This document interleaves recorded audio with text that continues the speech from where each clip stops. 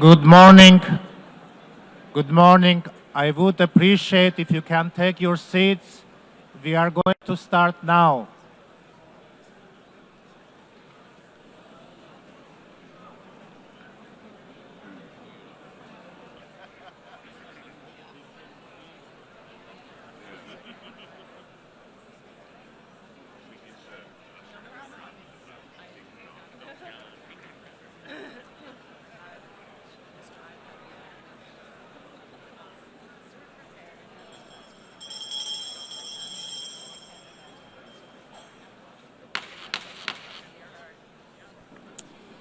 Good morning, everybody, and please have a seat. If I could ask for everybody's attention and finding a seat. I call to order the high-level plenary meeting to commemorate the 80th anniversary of the establishment of the United Nations. I would kindly ask all delegations to take a seat and keep silent. On the left side of the room, could you please, also on the blue seats, on the left side, please take a seat.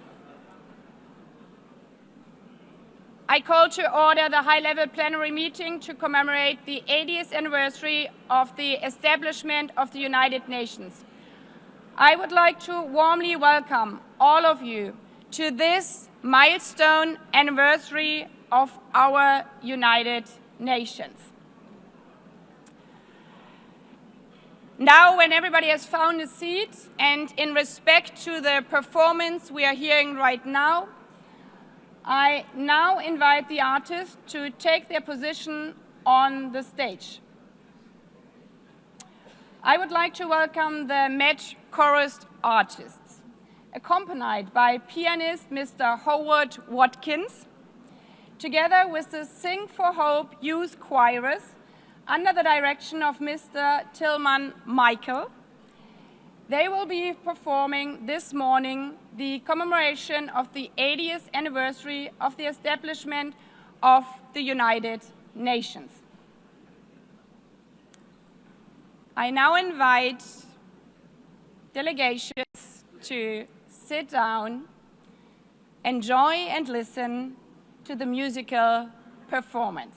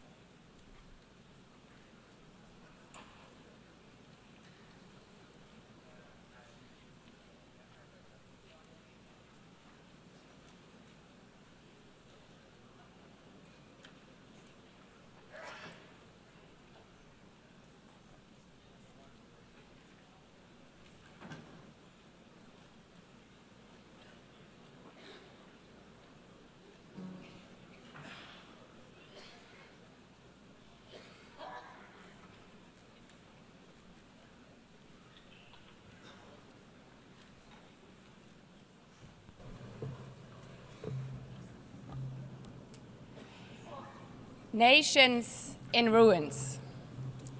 More than 70 million dead. 2 world wars in a single generation. The unspeakable horrors of the Holocaust.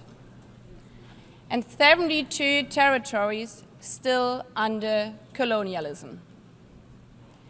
This was our world 80 years ago. A desperate world, grasping for any sign of hope. Courageous leaders gave that hope through our Charter of the United Nations. When signed on 26 June 1945, it was more than yet another empty political declaration. It was a promise from leaders to their people and from nations to one another that humanity had learned from its darkest chapters. It was a pledge not to deliver us to heaven, but to never again be dragged into hell by the forces of hatred and unchecked ambition. An acknowledgement that our failures came not from a lack of power, but from complacency. And the strong belief that our world could be better, that we could be better together. In the darkest moments of history, our grandmothers and grandfathers had the humility, grace, and I dare to say good sense to put aside their differences, their self-interest and their resentments, and to agree to work together. When faced with a crossroads, they chose the right path, the path of hope. But hope is not blind optimism. It's not the guarantee that everything will work out. It's a deep belief that we are doing the right thing, regardless of whether we succeed. Today, the hours indeed feel dark once again. We stand at a similar crossroads.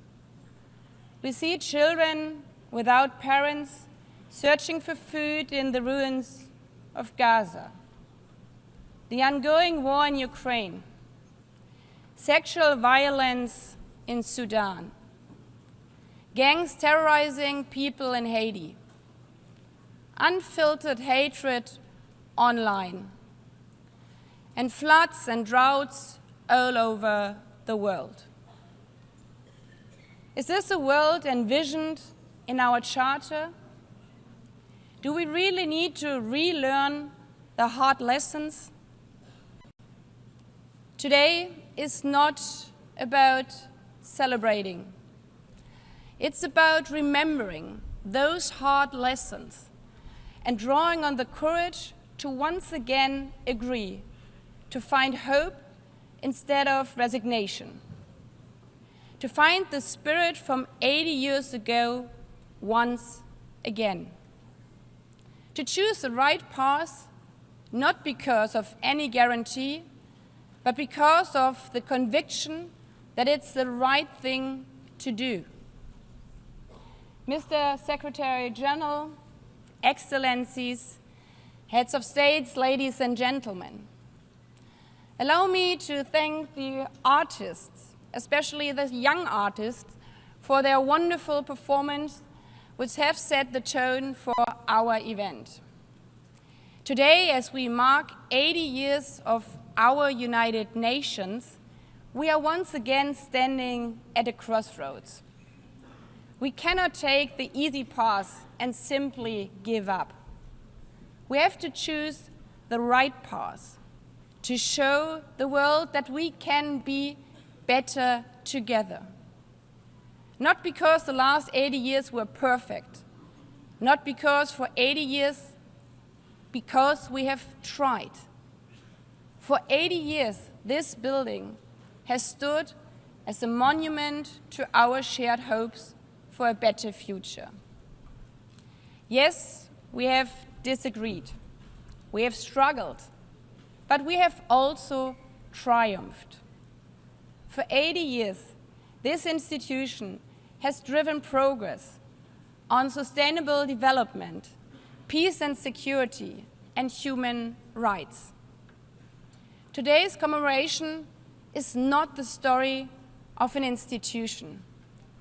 It's the story of thousands, perhaps hundreds of thousands of people who tried to turn hope in something real. The people who stood between war and peace and chose peace. The people who are risking their lives to deliver food in Gaza. The people who are supplying education materials to girls in Afghanistan. The people who not only wear the symbol of the United Nations, but are out there on the ground, showing how we are better together. This is why this is the theme of this 80th session, better together. It's more than a hot motto, it's a hard-won truth. It's our commitment for the next 80 years. Our commitment to not only hope for problems to vanish, but to find the courage to confront them. Better together means to act where action is hard, to choose dialogue and diplomacy when division is easier. Hope at this 80th anniversary means that this session is not remembered not only for its milestone year, but as a moment when we called on extraordinary resolve equal to the extraordinary challenges we face. We owe this to the people, to the men and women, boys and girls who are not giving up, even in the darkest hours of war, who look still to the streaming blue flag for hope, the flag of our United Nations. Not perfect, not finished, but always better together.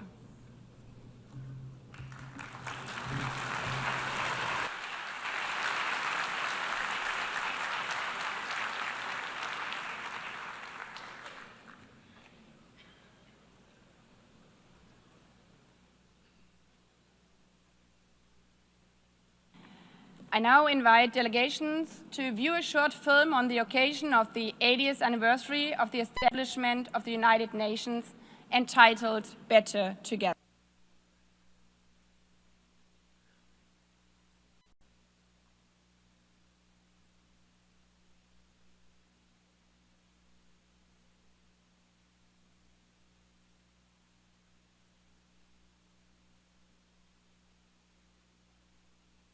Chose peace. People who said, dignity cannot be broken. People who carried food on their backs, who rebuilt schools, who gave shelter to strangers. People who stood for the earth before it was too late. And the people who will carry it forward. The young, the unheard, the unstoppable. For 80 years, this has been and will be the work of humanity. Not perfect, not finished, but always better together. 80 years and more for peace, human rights, and sustainable development. UN. Better together. I give the floor to His Excellency Antonio Guterres, Secretary General of the United Nations.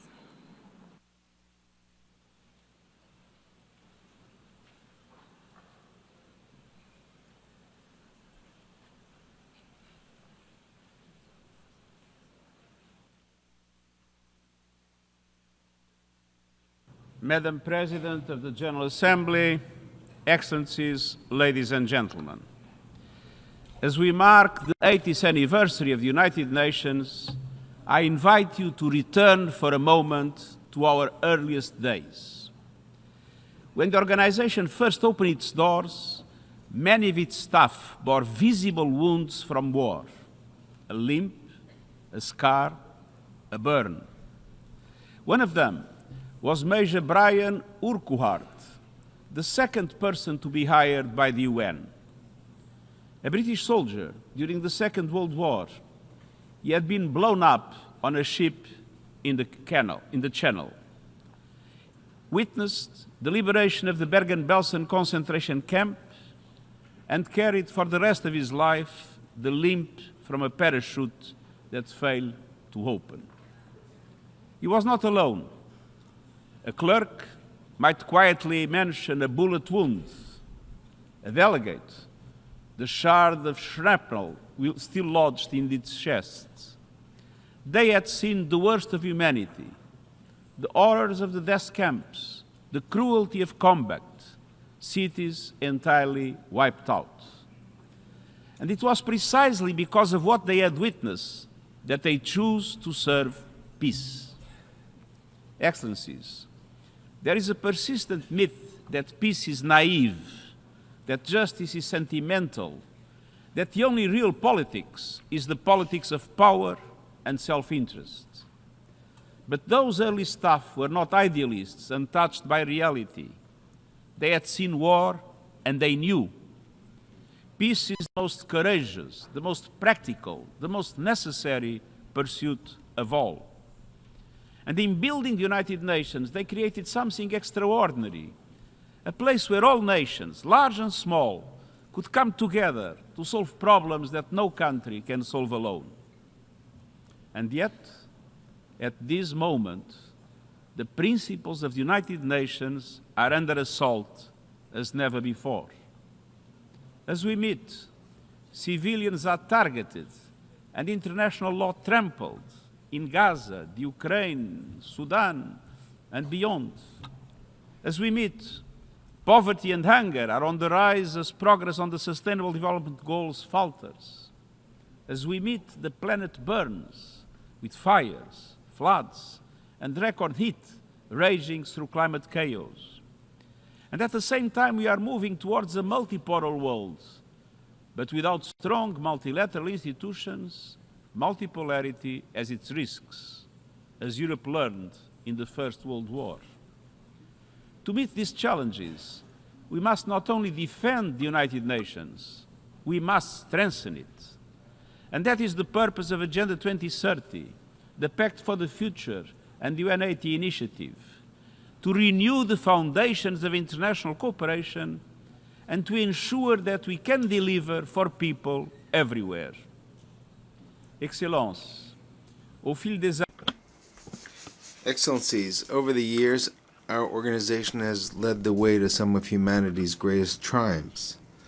The eradication of smallpox, healing the ozone layer, and above all, the prevention of a third world war. The tests of the next 80 years will be both familiar and new.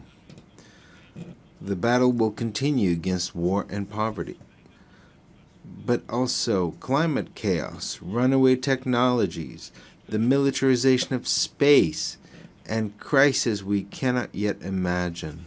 To meet these challenges, let us remember what our founders knew.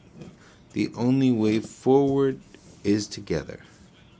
Let us rise to this moment with clarity, courage, and conviction, and let us realize the promise of peace. Thank you.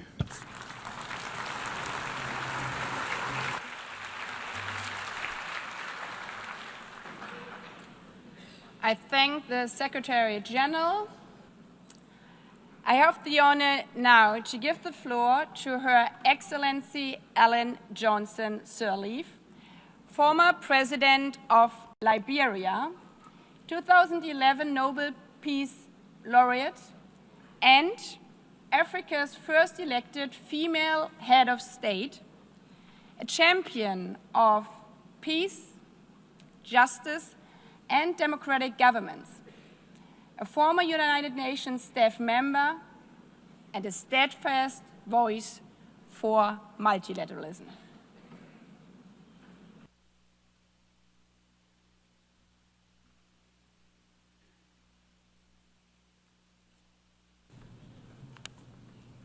Excellencies, Madam President of the General Assembly,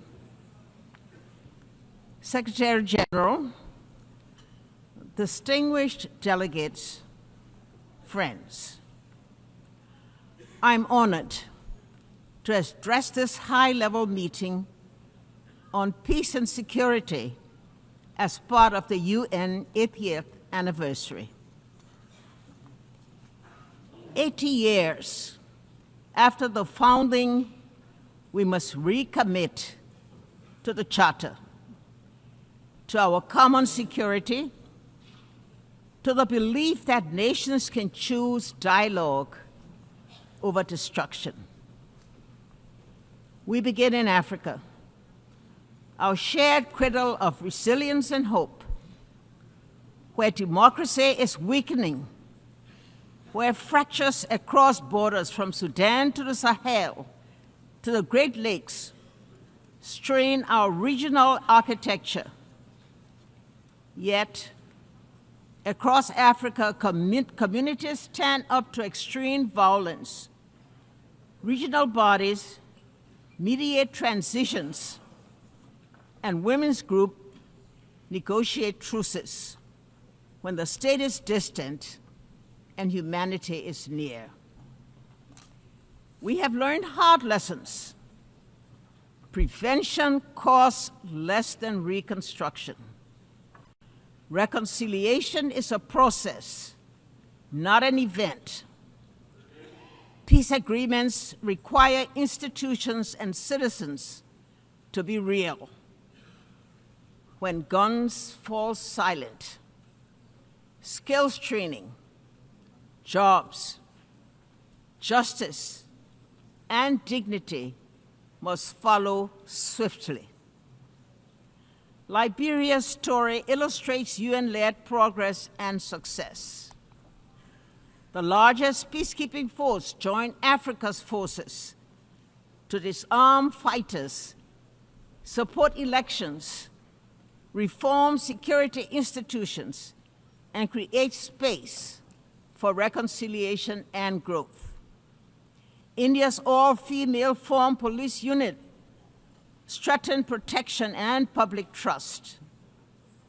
The mission ended with Liberia standing on its own feet, out of war, into a fragile peace with accountability, inclusive dialogue, and economic opportunity for young people. We must acknowledge that the multilateral architecture built to shield future generations from war is underperforming. That global leadership lacks a unified effort to respond to a technological enabled world. Commemoration without candor is unaffordable. The world asks whether this House will protect civilians and uphold international humanitarian law. These are not words of despair. They are summons to repair.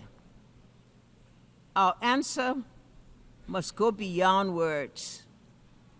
It must translate into actions felt by a family in a tent, a nurse in a clinic, a child in school. A call for change, a renewed vision of collective security, and a broader approach to the triple planetary crisis and worsening inequality. The call for the new design of a new vision, better together, must ensure immediate protection of civilians, finance for conflict prevention, proposals that pay real people, leaders who are audible and accountable, women at the table with budgets that guarantee their participation in all peace negotiation delegations, and the deep weaponization of the information space. None of this is beyond our reach. It demands humility to listen, courage to compromise, persistence to implement. Peace is not built only in conference rooms, but in classrooms where girls learn without fear, clinics where mothers deliver safely, markets where youth find dignified work, courts where law is fair, and in daily acts of neighborly coexistence. 80 years on, the United Nations founding generation would ask if we are still worthy of the hopes inherited. Our answer must be yes. Not because the world is less dangerous, but because our determination is stronger. Better together. Your theme,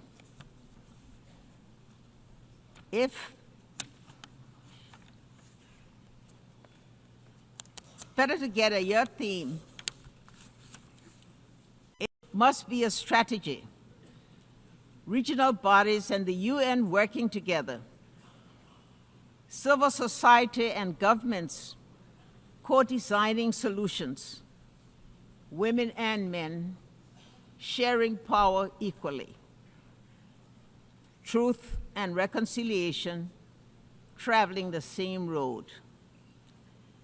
Let us leave this anniversary with concrete commitments, funded priorities, and a timetable for action. Show those in shelters, standing in the bread lines, and awaiting news of loved ones that the United Nations, as it celebrates its 80th year, remains a place of peace, a place of refuge, a place of unity, and a place of hope. I thank you.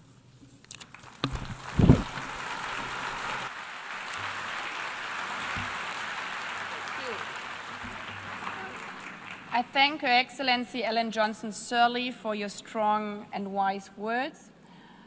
I now give the floor to Her Excellency Gro Harlem Brundtland, former Prime Minister of Norway, former Director General of the World Health Organization, a medical doctor committed to health as a human right, and instrumental in placing sustainable development at the forefront of our international agenda.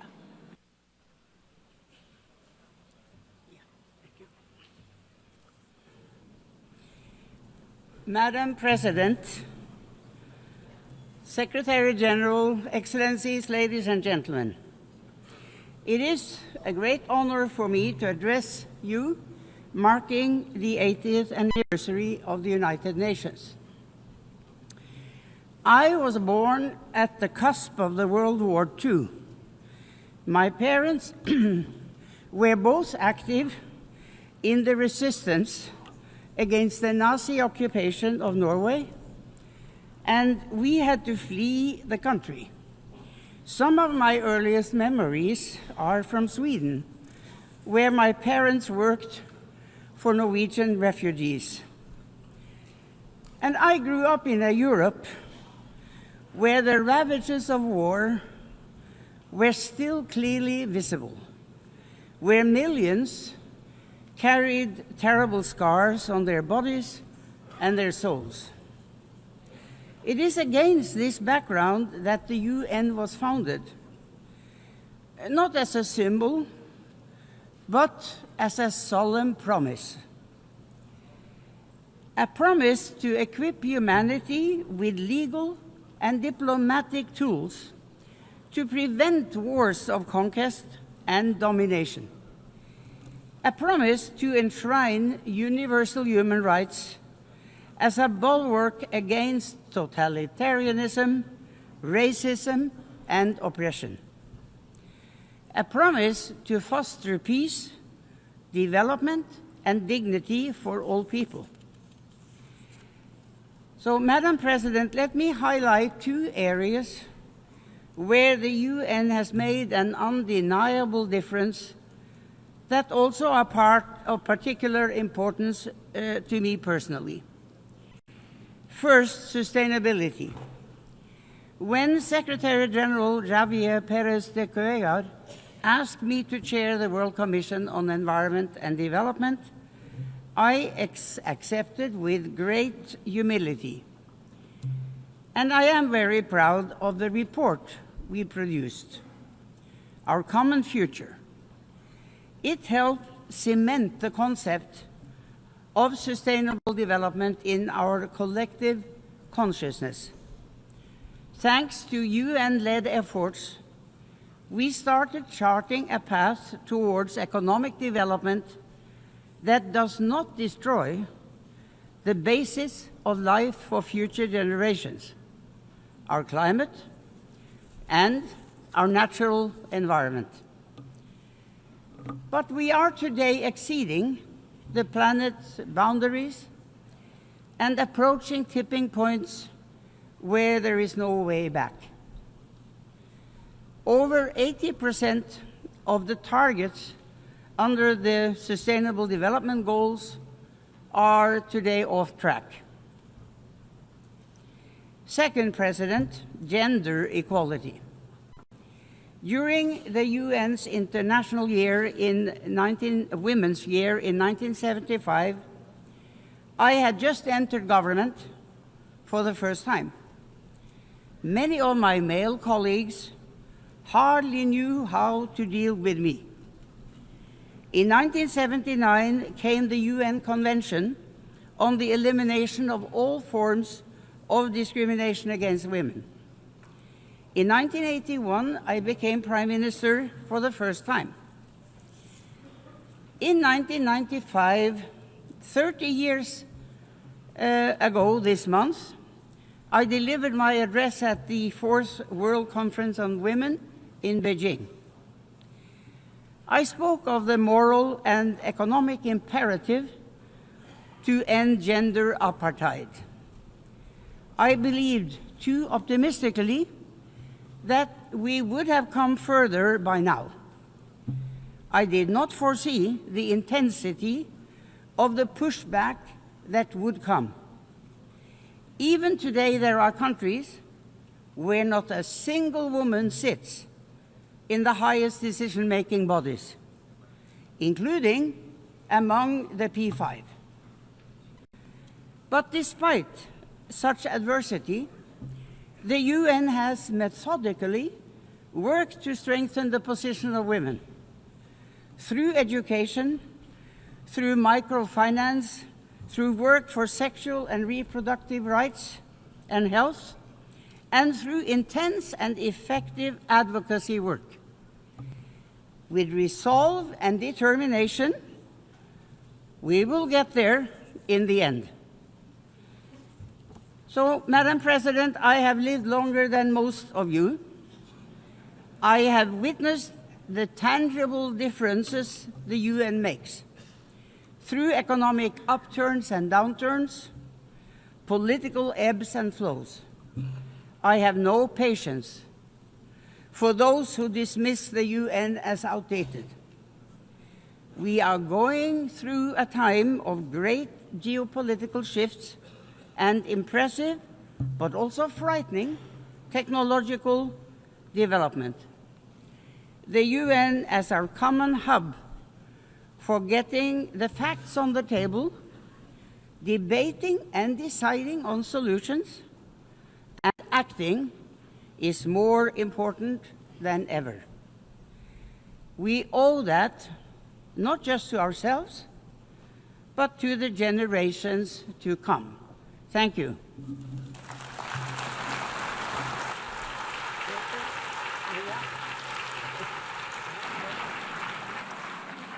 I thank Her Excellency Gro Harlem Brundtland for her blunt and powerful words. I have the honor now to give the floor to Ms. Maria Ressa, 2021 Nobel Peace Prize laureate, award-winning journalist, professor at Columbia University, co-founder of Rappler online news site, and a fearless defender of freedom of expression in the face of constant political harassment and arrests. President Baerbock, Secretary General Guterres, distinguished delegates, ladies and gentlemen. I'm normally chasing you here, and here I am. It's actually a very interesting place. Look, 80 years ago, this institution was born to prevent humanity from destroying itself. Never again, after fascism manipulated information, eroded truth, and dehumanized entire populations to enable genocide and global war. Today, we stand on the rubble of the world that was, and the challenge is to rebuild the United Nations for now, for this moment, when similar forces that led to those atrocities 80 years ago are now surging through digital platforms, insidiously manipulating us for power and profit. The biggest battle we face today is impunity, and it leads to our dehumanization in both the physical world, where wars rage from Ukraine to Gaza, and in the virtual world, where our minds and emotions are manipulated by surveillance capitalism for profit. To fight that, we need information integrity to remind us to be human. I became a journalist because information is power. But news groups lost our gatekeeping powers when an atom bomb exploded in our information ecosystem, a technological one that's silently destroying the very foundations the UN was built to protect. This is the deadliest period for journalists in recorded history. More than 240 journalists killed in Gaza alone. More than died in World War I, World War II, Vietnam, and the former Yugoslavia combined. This is unprecedented. They're targeted, and there must be accountability. We're living through an information Armageddon, where lies spread 6 times faster than facts on social media. That's a 2018 MIT study. It is so much worse today with generative AI. And the 3 sentences I've said over and over since 2016, without facts, you can't have truth. Without truth, you can't have trust. Without these 3, we don't have a shared reality. We can't begin to solve any problems, let alone the existential ones you heard from the speakers before me. We cannot have journalism, we cannot have electoral integrity, we cannot have democracy. This is manipulation of human behavior at the cellular levels of our countries. Algorithms reward outrage over empathy, spreading fear, anger, and hate, pumping us full of toxic sludge. Regulating technology isn't a free speech issue, it's about public safety. Because as has been proven time and time again, online violence is real-world violence. As a Filipino, I'm proud that my country was a charter member of the United Nations, one of only 3 Asian founding nations. Our commitment to multilateralism and peace runs deep. But that legacy was tested under the Duterte administration. Among the actions it took, it filed 11 criminal charges against me in a little over a year. Until today, I still need Supreme Court approval to be here. But I'm here.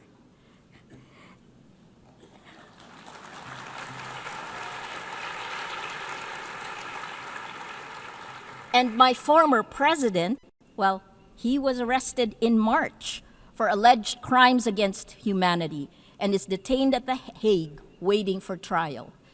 Impunity ends. The rule of law, championed now by the Philippines as it chairs the 6th Committee on Legal Questions, ultimately prevailed. We moved to it. The trends are clear. We are electing illiberal leaders democratically. As of March this year, VDEM said that 72% of the world is now under authoritarian rule. So we turn to you at the UN. It has its critics because you have to move faster. Security Council votes paralyze action on major crises. Outdated representation excludes rising powers. Bureaucratic processes respond too slowly to urgent threats. But as you know, the solution isn't to abandon multilateralism, it's to strengthen it by addressing the very impunity that undermines international law. At this time of creative destruction, I implore you to create. Here are 3 solutions. First, end big tech impunity through global accountability. We need binding standards for international to restore and regulate information integrity, just as we have for nuclear weapons and climate change. There are 2 new initiatives, first from the Vatican, created last weekend with His Holiness Pope Leo XIV, a declaration demanding artificial intelligence remain under human control with clear accountability mechanisms. The second one will be launched later today, a global call for AI red lines, which more than 200 of us have signed. We urge your governments to establish clear international boundaries to prevent universally unacceptable risks for AI, at the very least define what AI should never be allowed to do. Second, build alternative infrastructures for trust. It isn't just big tech that failed to protect the public in the virtual world. It's also you, the governments. At Rappler, we built a chat app using open source protocols. Countries that care about data privacy, France, Germany, all their government websites are on the Matrix protocol. It allows real people to talk to real people without manipulation. The vision is a global federation of trusted news organizations, because this is how journalism will survive and how we begin to build infrastructures of trust. Finally, the third one, create. Create, that's our word today. Invest in comprehensive solutions. Let your imagination run. 3 examples that's happening now. More than 3/4 of UN members now recognize Palestinian statehood, showing that international law can advance despite impunity.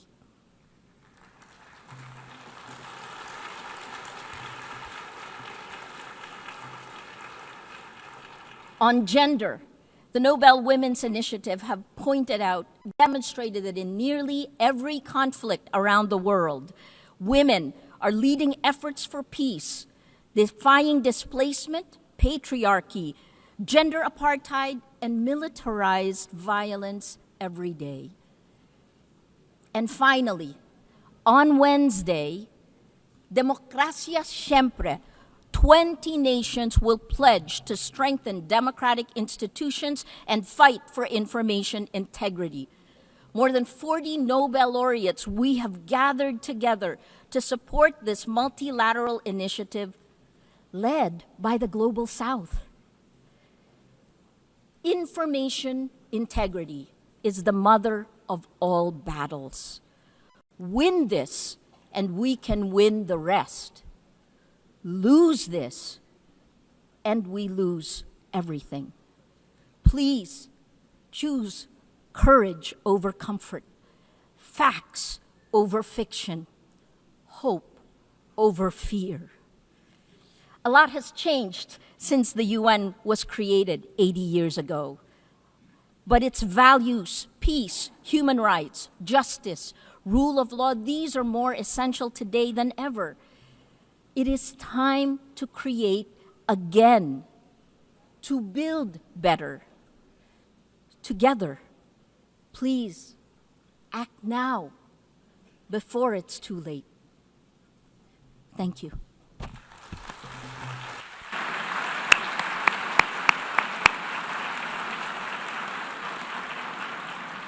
I thank Maria Ressa also for her very powerful words. I now invite Ms. Mariam Burka, United Nations Global Advocate for Peace and Youth Leader, whose work bridges art, activism, championing women's rights, youth empowerment, and peace building, to recite a poem.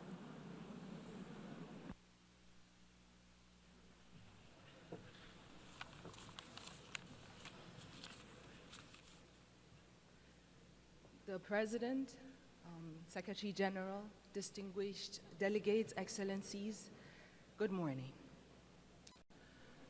Walking these halls, I realized that the United Nations was not built from harmony. It grew out of the ashes of war and the grief watered by the collective memory of what happens when dialogue and cooperation fails. Its foundation is not peace achieved, but peace pursued, fragile, imperfect, necessary, not just worth fighting for, but requiring a fight. And today, 80 years on, we gather to honor what has been achieved. Nations rebuilt, walls of division lowered, millions lifted by the shared will. But these are victories worth remembering, but the story is unfinished. The cracks in the foundation calls us to repair, to act, not to retreat. Our world bleeds before our eyes. Children in conflict zones, nations silenced by hunger and war. And it begs the question, are we witnessing the collapse of conscience in real time? Because behind every pact, there are people. Behind every statistic, there is a story. And behind every commitment that we sign, there are lives depending on whether we honor our words or not. And so this is not the time to feel powerless, because yes, hope and despair can coexist in the same breath, because healing is not linear. The United Nations is not a monument, it is a mirror, and it reflects what we have dared to imagine 80 years ago, and today, here, it asks, will we dare again? Will we dare to work better together? Because if the past proves that we can build peace from ashes, then the present demands that we build it again, louder, braver, together. I speak as a global peace advocate, not because peace is easy, but because silence is complicity, and so I will not be silent. You know, I used to think that peace was a place, a final destination we arrive at after all wars have ended. But I have come to understand that peace is not a line that we cross. It is a choice that we make over and over and over again, especially when it is the hardest, especially when it feels far away. Peace is not a silence we force into people's mouths. It is not the absence of war, but the presence of understanding. Peace is a child learning to sleep again without flinching at the wind. It is a mother not having to choose between bread and dignity. It is a father not having to swallow his voice to feel like a man. Peace is messy, like forgiveness. It does not arrive in parade floats. Sometimes it comes crawling through broken windows when we finally agree that being right is not better than being whole. Peace is not found, it is built, brick by brutal brick, by hands that once knew how to fight, now choose to hold instead. There was a time when we measured strength by how long we could hold a grudge. But today, let us measure strength by how long we could hold space for someone else's truth. Because there was a me and a you before there was ever an us. And if us is broken, then peace is what lets us lay down the shards without aiming at each other's throats. Peace is the poem you write after the war in your chest has finally run out of ink. It is the moment you return to your body and find yourself still standing. Peace is not easy. And so let us not forget the ones who have carried peace quietly through the fire. The women whose hands mend what war has torn, who rebuild homes from memory, raise children between checkpoints, hold their families like nations. Because peace has always known the name of a woman, carried through the way that she chooses courage over collapse again and again. And so today I speak peace into the bones of this world, into the rubble, into the rage, into the ruins. Because if war teaches us how to shatter, then peace must teach us how to stay soft, to stay human. And perhaps what makes us human is not that we always succeed in peace, but that we dare again and again to seek it, refusing to let our brokenness be the end of our story. Thank you.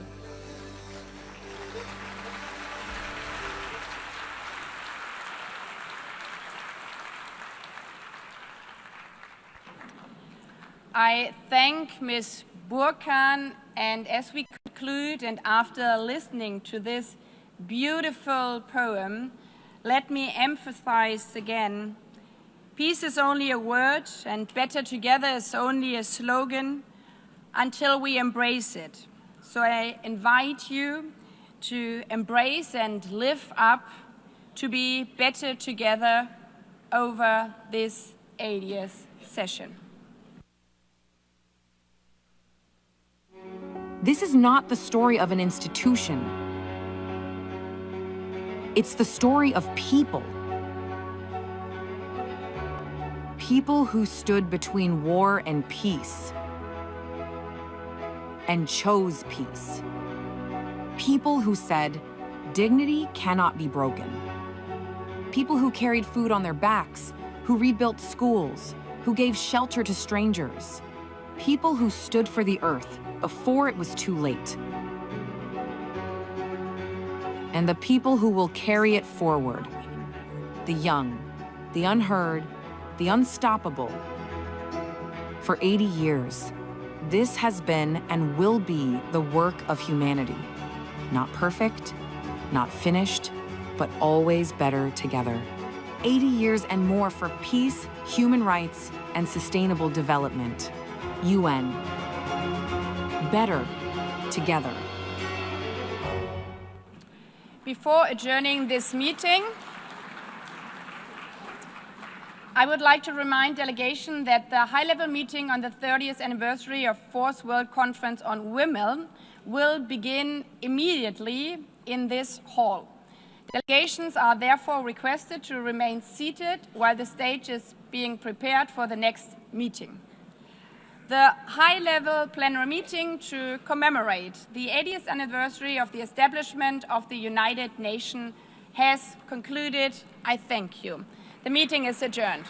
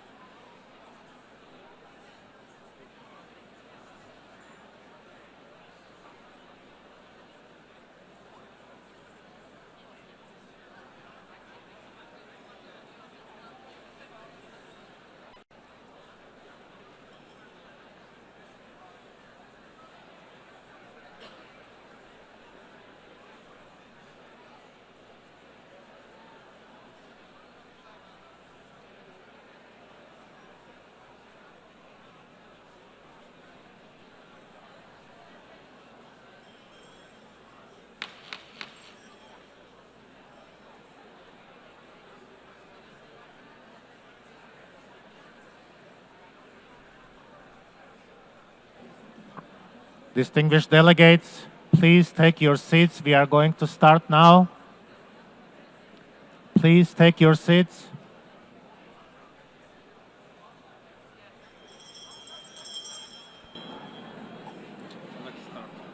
Good morning to those of you who just came into the room, and good to see the others again after our anniversary session.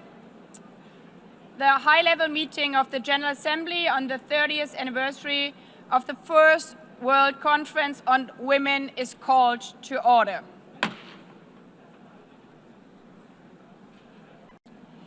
Heads of state and government, Secretary General of the United Nations, Excellencies, distinguished delegates, distinguished participants.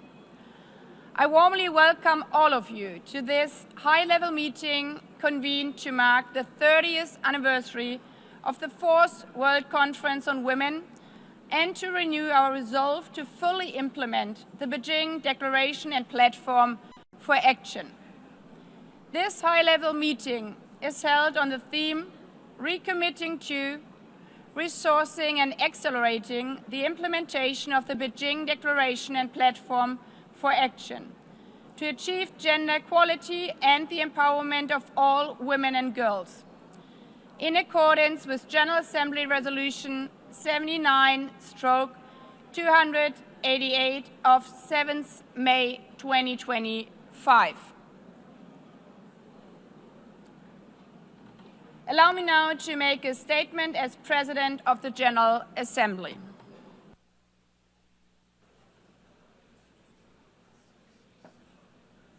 Please take your seats, distinguished delegates.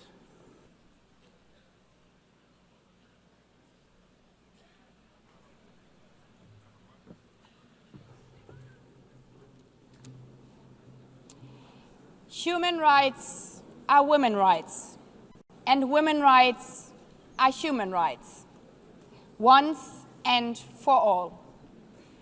When these famous words were spoken by Hillary Clinton 30 years ago in Beijing, they were revolutionary. But if our daughters heard this today, wouldn't they rather think, why would women's rights not be human rights? Our daughters, who are the fastest sprinter in their high school, our daughters who are CEO of an AI startup, our daughters who have watched their mothers become the first female president of the Marshall Islands, of Namibia, North Macedonia, Peru, of Slovenia or Suriname. All presidents joining us here today. For so many of you, of us here in this room, we hold these positions that when we ourselves were young seemed unattainable, but are now almost normal for the next generation. Because we stand on the shoulders of giants, on the shoulders of women who paved the way forward also for us. Towards a world in which our daughters today regard women's rights, our human rights, as a simple fact, not as something revolutionary. Mr. Secretary General, Excellencies, feminist leaders, ladies and gentlemen, today we celebrate the courageous women who fought for every single phrase, for every single word in the Beijing Declaration. Their fight paid off. The Beijing Declaration was a watershed achievement advancing women's rights, resources, and representation.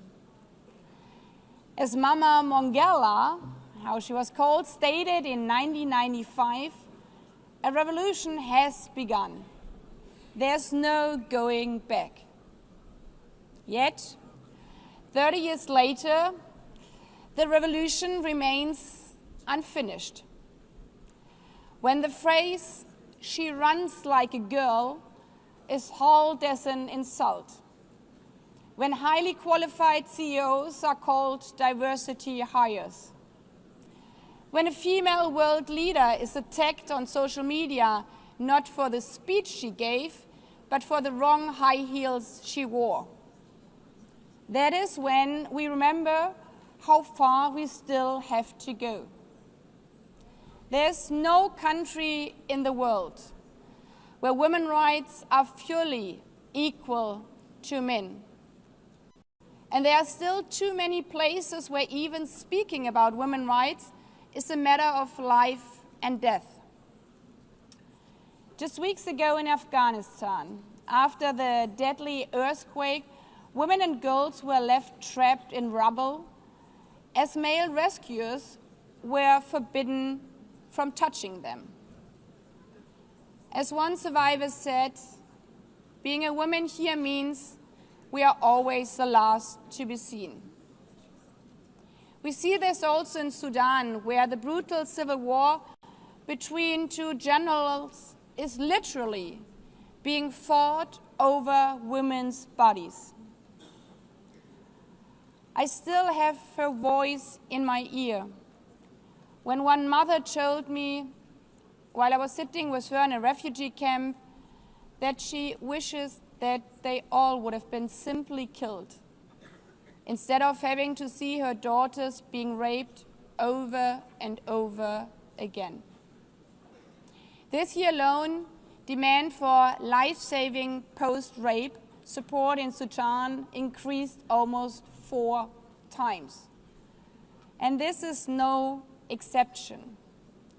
1 in 3 women globally will experience sexual violence at some point in her lifetime. 1 out of 3. This is us. And these battles extend to family planning. UNFPA estimates that today a quarter of women are unable to make decisions about their own health care, and roughly half of all pregnancies are unintended. Delivering on Beijing, on this revolution, means also that no male politician, judge or religious leader should dare to tell our girls what to do with their bodies, because they are human beings, not property. It's our body, our choice. In this regard, I'm honored we are joined by our first guest speaker, Cecilia Suarez, who is using her platform to speak out against this scourge in Latin America and the Caribbean, affecting as many as 76% of women in the region. But even in the darkest hours, women are not victims. They are survivors. They are heroes. And it's an extreme honor that we will also hear from our guest speaker, Nadia Murad, Nobel laureate, a hero who not only survived the unthinkable crimes of ISIS, but gave Yazidi women a voice, and by that defeated a terrorist organization. Women like Nadia Murad remind us that women's rights are not only human rights, but human rights are the best weapon for peace. Excluding women peace builders doesn't just reduce the possibility of peace, it undermines its very foundation and longevity. Therefore, we are celebrating today not only Beijing, but also 25 years of Resolution 1325 on women, peace, and security. Excellencies, Beijing and Resolution 1325 promised not only rights, but also resources. And there, the revolution has barely begun. At the current rate, reaching economic equality will take 123 years. But women's economic empowerment is not just about doing a favor for women, but a favor for every society, every economy. As they say, it's economics, stupid. Closing the gender gap would increase global GDP by $7 trillion US. Which brings us to the third R, representation. We all know that when women are at the table, companies perform better, peace treaties last longer, and governments deliver more. Their presence is power. Yet, in this hall of principles, last year, fewer than 10% of speakers during high-level week were women. And out of all 80 presidents of the General Assembly, I'm only the 5th woman. Not even speaking about the Secretary General, where in 80 years we have never had a female SG. This is not just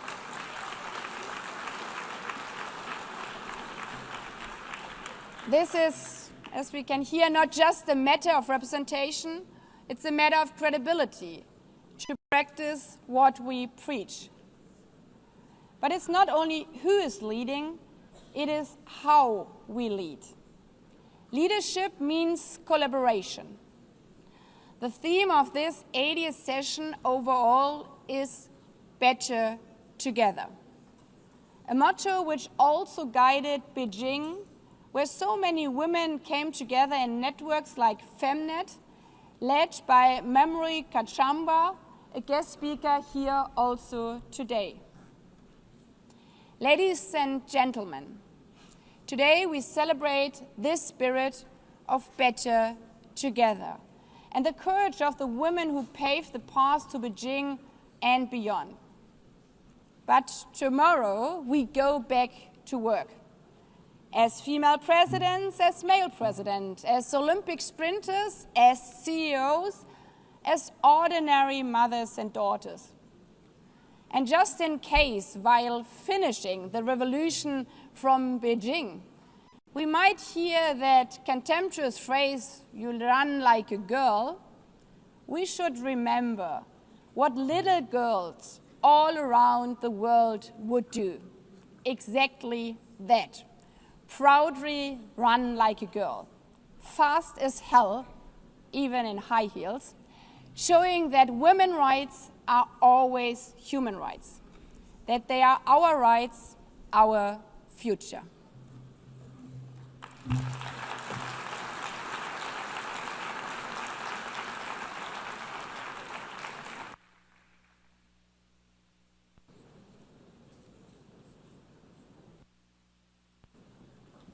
I now invite the Secretary General of the United Nations, His Excellency Antonio Guterres, to make a statement.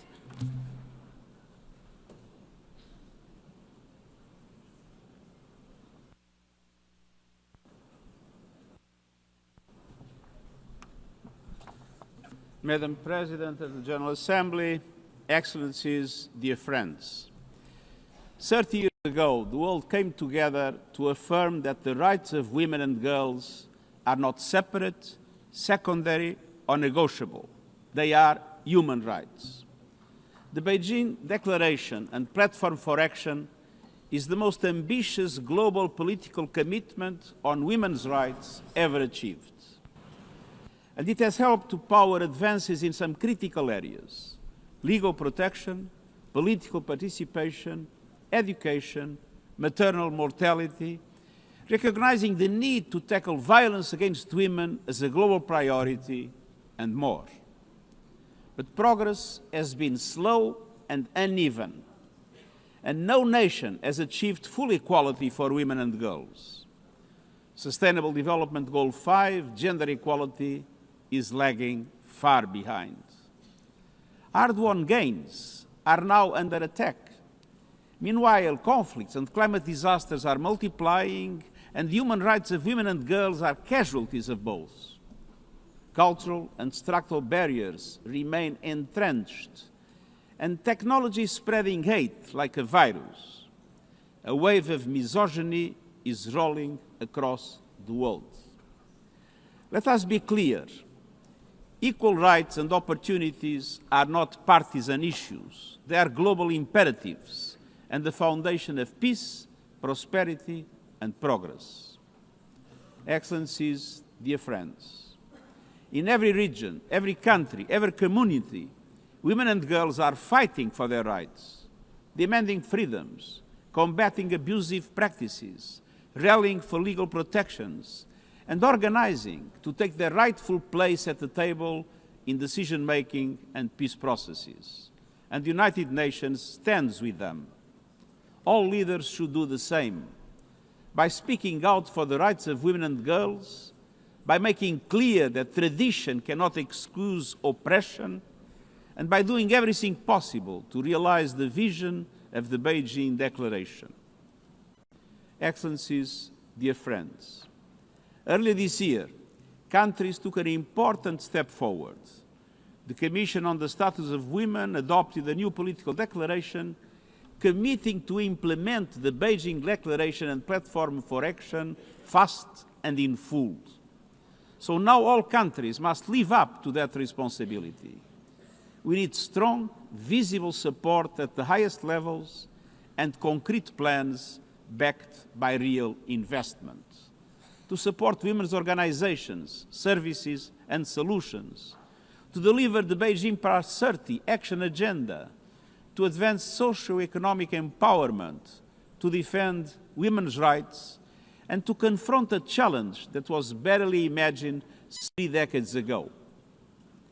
Artificial intelligence is reshaping our world, but the transformation is unfolding in an industry dominated by men, shaped by biased data, and driven by algorithms that frequently reinforce discrimination.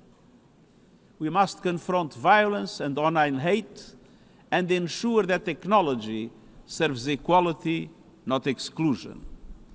And that includes a priority in investing in women and girls' education in science, technology, engineering, and mathematics. Because women's participation in decision-making on this issue and every other, it is not a gift, it is a right.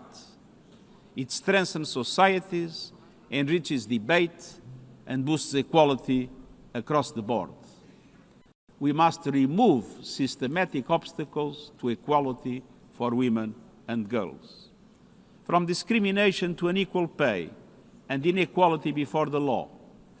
We need universal ratification of the Convention on the Elimination of all forms of discrimination against women. Excellences, Excellencies, lastly, we need proactive steps to bring women into decision-making at every level.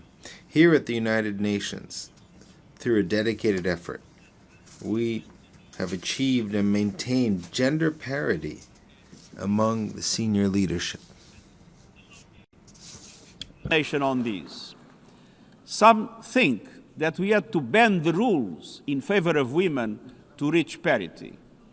Totally wrong. The only thing we did was to guarantee that there was effective equality opportunities for women and men, and that the selection processes had not a misogynist bias. And the result was parity at the level of the high direction of the United Nations. Nous poursuivons nos efforts pour... We will keep working to reach gender parity across the organization, and our Gender Equality Acceleration Plan charts our path forward. Your Excellencies, 80 years ago, the United Nations Charter affirmed the equal rights of women and men. 30 years ago, the Beijing Declaration declared women's rights as human rights. In this hall today, we need to hear how you will make those ambitions a reality. Let us hear your commitments. Let us see your plans. Let us deliver together the equality for women and girls that our world so sorely needs. Thank you.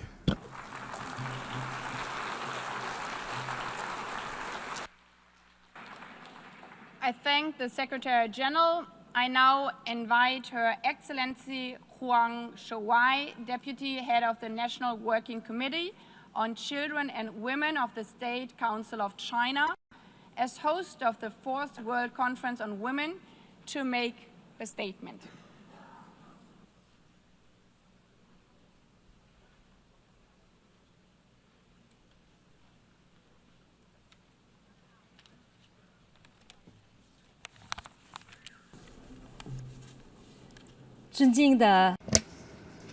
Distinguished Madam President, distinguished colleagues,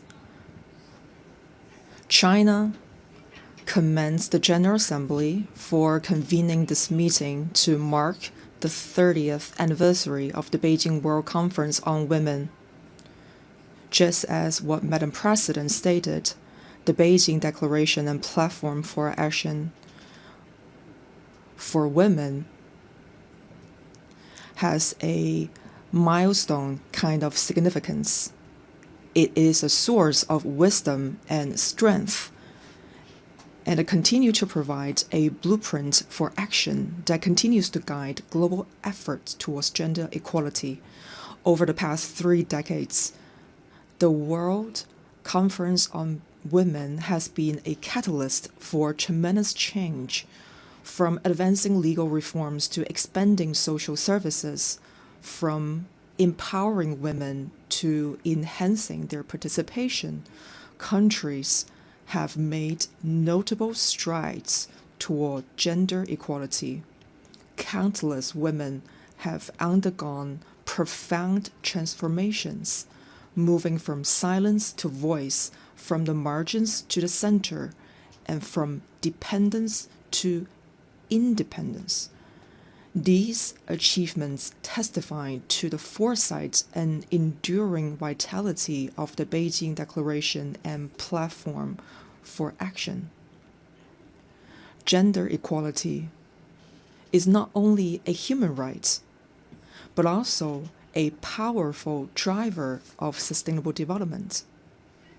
For the past 30 years, as host of the Beijing Conference on Women, China has honored its commitments through concrete action.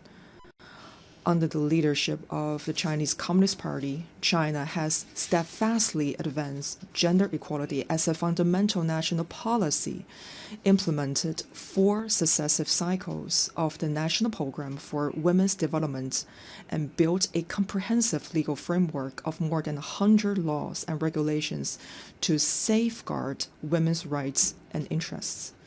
With measurable and effective institutional mechanisms, China has significantly strengthened women's empowerment in the fields of economy, health, education, employment, political participation, and social protection, benefiting 690 million women. Chinese women, with their creativity, continue to hold up half the sky in the nation's progress. China has consistently championed the advancements of women around the world. In partnership with the United Nations, China established the Prize for Girls and Women's Education, with Professor Peng Liyuan, spouse of President Xi Jinping, serving as special envoy. China has trained more than 200,000 female professionals from over 180 countries and regions, and has carried out empowerment projects totaling over $40 million in more than 20 countries. The Global Center for Digital Empowerment of Women, established by China, offers a new platform to help bridge the digital gender divide and to promote women's meaningful participation in AI development. Distinguished Madam President, colleagues, at present, the century's profound transformation is accelerating, and the global governance stands at a critical crossroads. Nearly 10% of women remain trapped in extreme poverty. More than 600 million women lived amid conflict, and violence against women, discrimination, and economic inequality continue. developing countries face an annual funding gap of $420 billion for gender equality. These challenges call for urgent, more proactive, and pragmatic action. Chinese President Xi Jinping's proposal for Global Governance Initiative comes at a critical juncture. Advancing gender equality and the full development of women requires strengthened international cooperation, accelerated action, and sustained commitments. At this new starting point, China calls for the following: continued advancement of the equal development of women.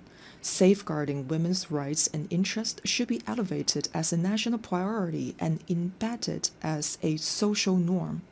The allocation of resources to this end should be increased to ensure women's equal access to opportunities and their full participation. Continued empowerment of women in innovation and development. Quality education for women and girls should be provided.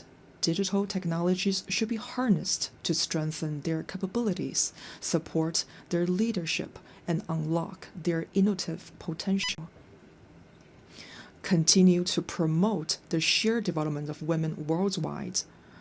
All countries should uphold genuine multilateralism and fully leverage the vital role of the UN, deepen South-South cooperation and North-South dialogue, and expand financial and technical support for developing countries, leaving no woman or girl behind. Distinguished Madam President, dear colleagues, gender equality is not only a matter for women, but a cornerstone of human progress and human civilization. Let us remain true to our original aspirations and mission, continue to translate the blueprint of the Beijing Declaration and platform for action into tangible results, and work together to build a community with a shared future for all. I look forward to welcoming you at the Global Summit on Women in Beijing. Thank you.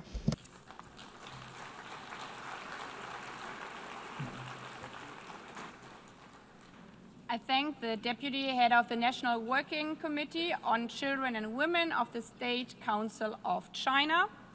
I now invite Ms. Sima Bahous, Executive Director of the United Nations Entity for Gender Equality and the Empowerment of Women, to make her statement.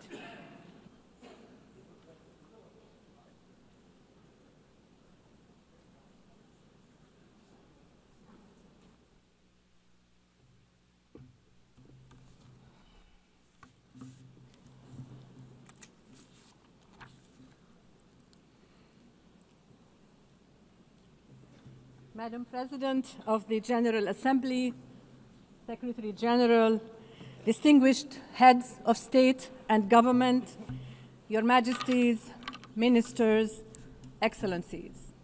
30 years ago, the Beijing Declaration and Platform for Action changed the world. It brought the UN Charter's principles and promises to life for women and girls. Human rights, dignity, equality.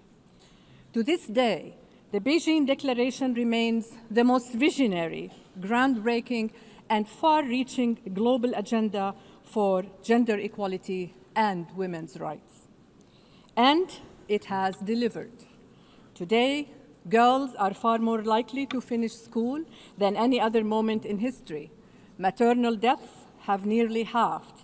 The number of women in parliament has more than doubled, and nearly every country has laws to end violence against women and girls. And in just the last 5 years alone, nearly 100 discriminatory laws have been reversed. Every step forward was hard-won by feminist movements, by governments, by the multilateral system, and every step forward proved the same truth: gender equality works. But progress has not been fast enough, wide enough, or deep enough, and in too many places it is being reversed. On our current path, 351 million women and girls will still live in extreme poverty by 2030. And today, 676 million women and girls live within reach of deadly conflict, the highest recorded since the 1990s. Women and girls in crises suffer unspeakable atrocities, hunger and violence, from Afghanistan, the DRC, Gaza, the Sudan, Ukraine, to Yemen and beyond. Women and girls bear the brunt of crisis. We owe it to them to spare no effort in the pursuit for peace. Excellencies, the very systems built to advance and fund gender equality are being hollowed out quietly but deliberately. This is not just regression, it is retreat. But the future is not fixed. Another path is still possible. Excellencies, as we commemorate 80 years of the United Nations and 30 years since the Beijing Declaration, 2025 must be our turning point. This is why, in this pivotal year, we asked governments to recommit with bold, measurable actions across a roadmap of 6 priority areas. And you answered. 108 governments have stepped forward with 196 national actions on the Beijing Plus 30 action agenda. You are investing in care systems, strengthening gender data, and funding women peace builders on the front lines. You are putting power, protection, and possibility in the hands of women and girls. You are harnessing technology and innovation to advance, not hinder, equality. And you are enacting laws to protect women and girls from violence. Your actions reflect partnerships with feminist movements who have carried this agenda through times of backlash and breakthrough alike. Importantly, your actions prioritize the leadership and voice of adolescent girls and women.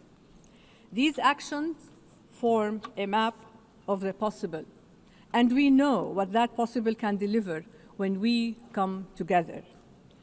Just this past week, you took another step forward together when you adopted by consensus the resolution to revitalize the Commission on the Status of Women, a timely legacy of Beijing Plus 30. I applaud you for this. This is multilateralism at its best. Excellencies, your words today must be matched by courage tomorrow. In the policies you pass, in the budgets you allocate, and the change you drive together with and for women.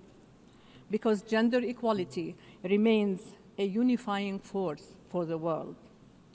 Let history remember 2025 as the year we stood our ground for ceasefires, for peace, for justice, for equal rights, for sustainable development, and for prosperity for all women, for all girls, for all humanity. I thank you.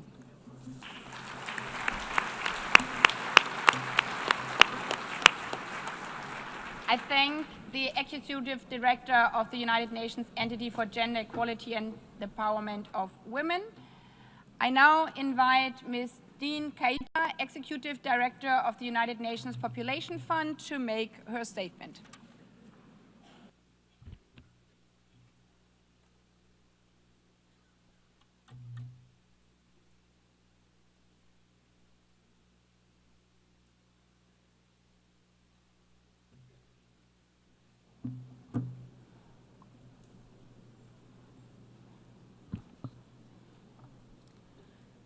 Mr. Secretary General, Madam President, Excellencies, esteemed colleagues.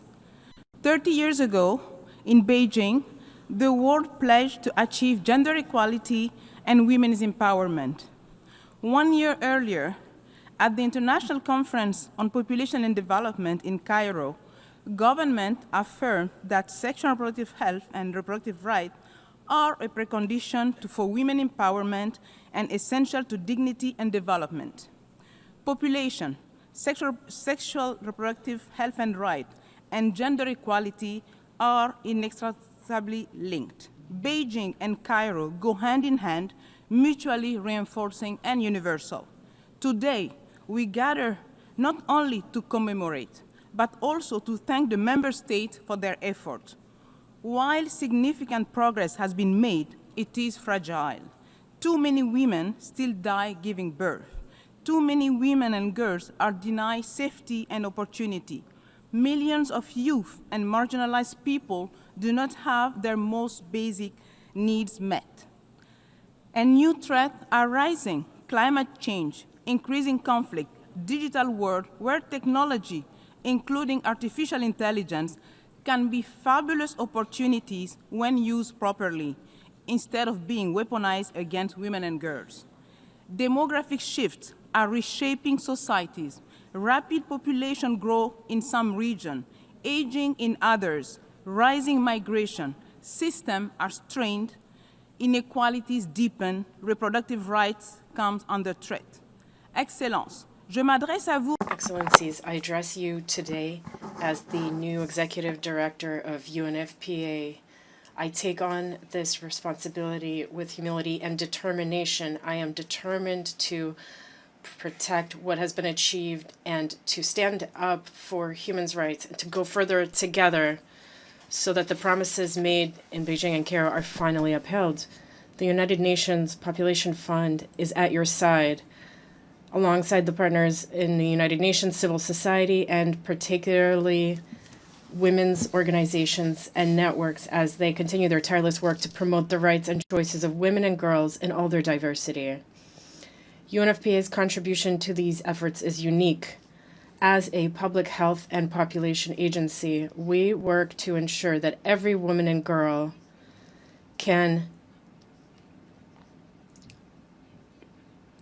live free from violence and decide freely on her future. Sexual and reproductive health and rights are the foundation of equality in our society, the best investment in the better, fairer world envisioned in the 2030 Agenda. Beijing and Cairo with urgent action. Under our Secretary General leadership, we look forward to delivering as one with our sister agency on the ground. Let us recommit to do better together and make sure that no woman should die while giving life.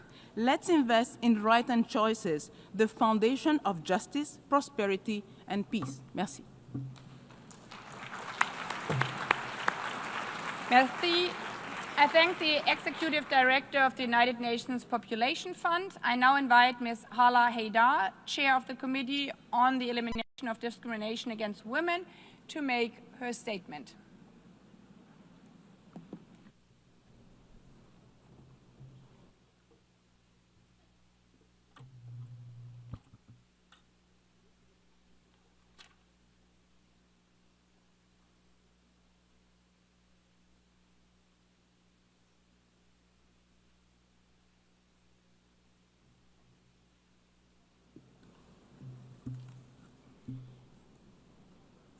Madam President of the GA, Mr. Secretary General, Excellencies, ladies and gentlemen.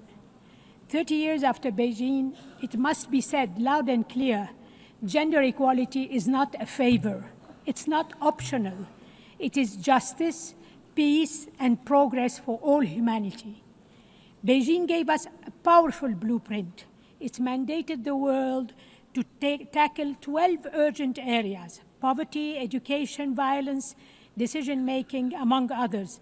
And it transformed global policies. We have made gains: stronger laws against gender-based violence, more girls in schools, and a growing recognition that women's rights are human rights. But let us be honest. We are at a crossroad. Around the world, we witness a backlash against women's human rights, their underrepresentation in decision-making, online abuse, and discrimination against women being coded into new technologies. Moreover, we are horrified by the impact of conflict on women and girls. This is why CEDAW, the committee, and the convention matters more than ever. Beijing gave us the vision. CEDAW gives us the compass. The convention is legally binding. It holds states to account and measures progress and turns promises into rights that cannot be taken away. CEDAW covers every Beijing priority, defends women's economic rights, access to resources, calls for education, a force of transformation, places gender-based violence against women at the center of its concern and demands action. It advances women's voice in peace and security processes, and in that regard, CEDAW has just published an addendum on WPS. And with General Recommendation number 40 on the equal and inclusive representation of women in decision-making system, whose elaboration was supported by a large number of member states, it sets a bold roadmap for 50-50 parity in decision-making, not some distant day, but now. CEDAW is not a bystander. It's a driving force. It is addressing many emerging issues faced by women and girls in conflict, online abuse, stereotypes, and the gendered impacts of climate change. So today, let us stand together and say we will not go back. We will not allow the progress of the past 30 years to be undone. We will renew our commitments, demand accountability, and keep pushing until every woman and girl can live in freedom, equality, and dignity. Beijing gave us the blueprint. CEDAW gives us the compass. Today, as we celebrate Beijing Plus 30, I call on every government, in every institution, and every one of us. Let us turn today's momentum into a movement. Let us act united, boldly, urgently, until equality is no longer a dream, but the lived reality of every woman and girls everywhere. I thank you for your attention.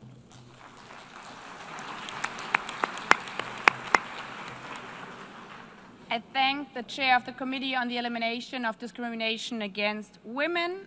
I now invite Ms. Claudia Flores, chair of the Working Group on Discrimination Against Women and Girls, to make a statement.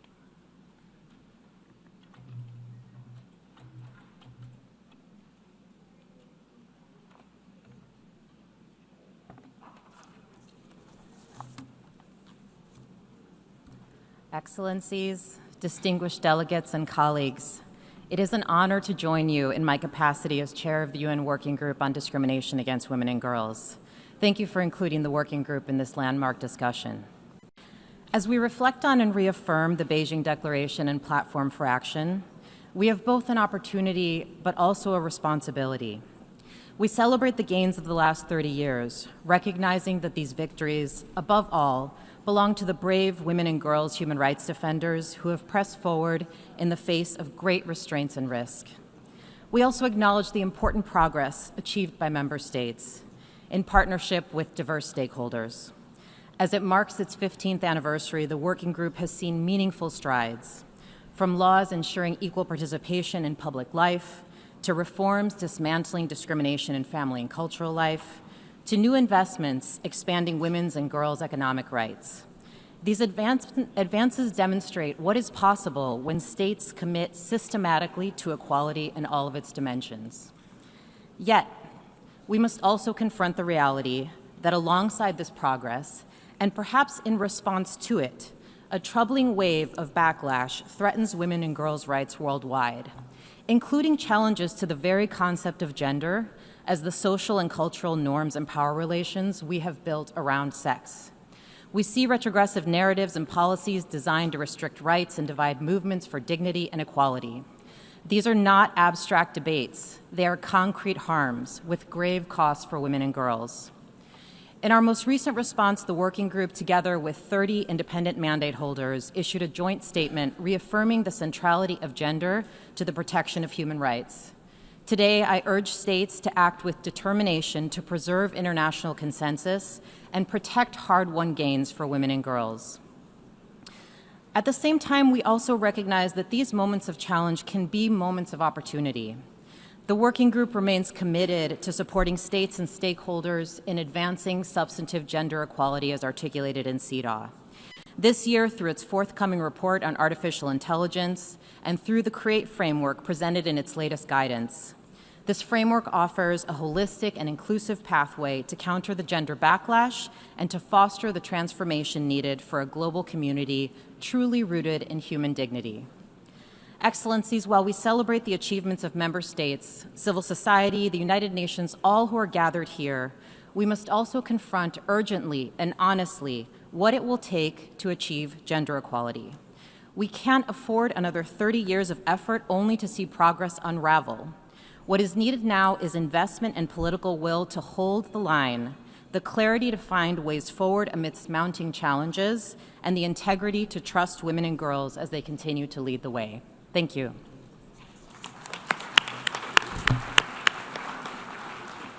I thank the chair of the Working Group on Discrimination Against Women and Girls. I now invite Ms. Reem Al-Salem, Special Rapporteur on Violence Against Women and Girls, its causes and consequences, to make her statement.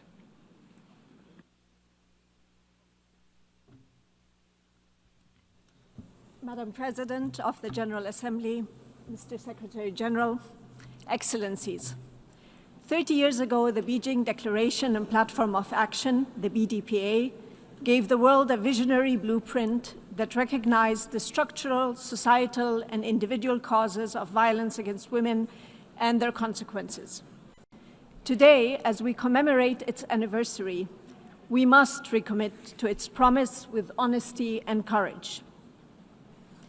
That starts with returning to the original intent of the BDPA, not diluted, not reinterpreted, and to implementing it comprehensively and not superficially.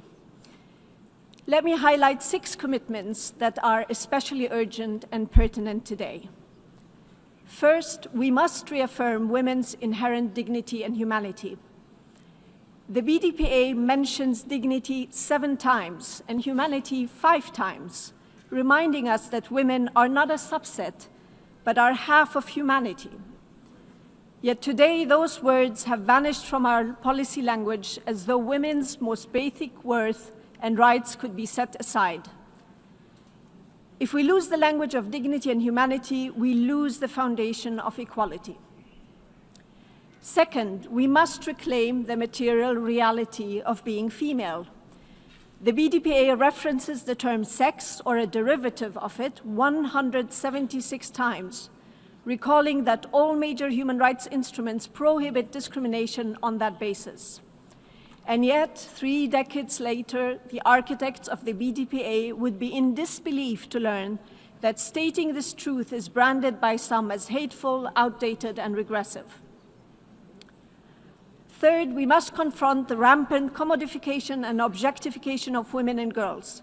Their bodies, their sexuality, and even reproductive functions have been turned into products for the sale and purchase, creating patriarchal entitlements and control, both online and offline. The BDPA was gravely and rightly concerned with this exploitation, particularly of prostitution and trafficking for sexual exploitation, and urged states to prosecute those who profit from it. Today, we must finally heed that call. Fourth, the BDPA identified aggression, colonialism, and foreign occupation as causes of grave violations, ethnic cleansing, genocide that fall within cruelty on women and girls. While governments stand idly by, women and girls, particularly in Palestine and in Afghanistan, are being intentionally and systematically targeted and destroyed. These atrocities and the impunity granted to their perpetrators expose the profound hypocrisy of governments who claim to defend women's rights while turning a blind eye to their annihilation. Fifth, the BDPA demanded accountability. But instead of an increased access to justice, we are seeing the opposite, on several fronts undermining rights hard-won. Perpetrators of rape, trafficking, war crimes, and genocide walk free, flaunting their impunity while some governments boast of their support to them. And finally, the BDPA warned against excessive military spending, recognizing that militarization fuels violence against women while draining resources from peace, women empowerment, and ending violence, as well as social justice. Yet today, the global arms race intensifies, leaving women and girls to pay a hefty price. Excellencies, 30 years ago, states believed this agenda was achievable. If this was possible then, it is possible now, not as an act of charity, but as a necessity and undeniable right for women, for half of humanity. That half is watching, and that half will hold you to account. Thank you. I thank the Special Rapporteur on Violence Against Women and Girls, its causes and consequences. I now invite Cecilia Suarez, UN Global Advocate for the Spotlight Initiative, to make her statement.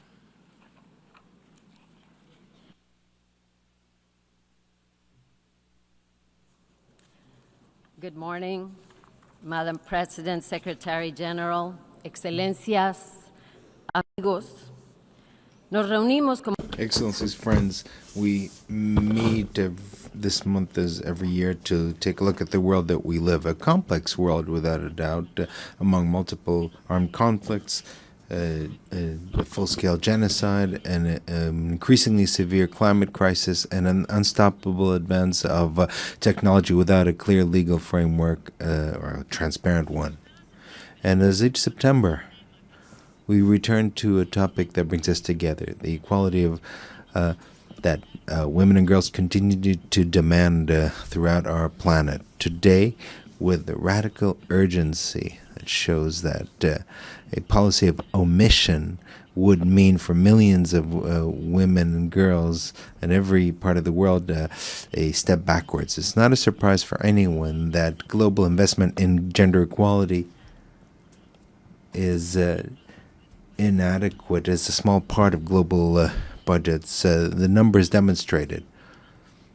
Just in 2025, the combat for gender equality shows a budgetary deficit of $420 billion. In contrast, the global investment in military expenditures is $2.7 trillion. $2.718 trillion that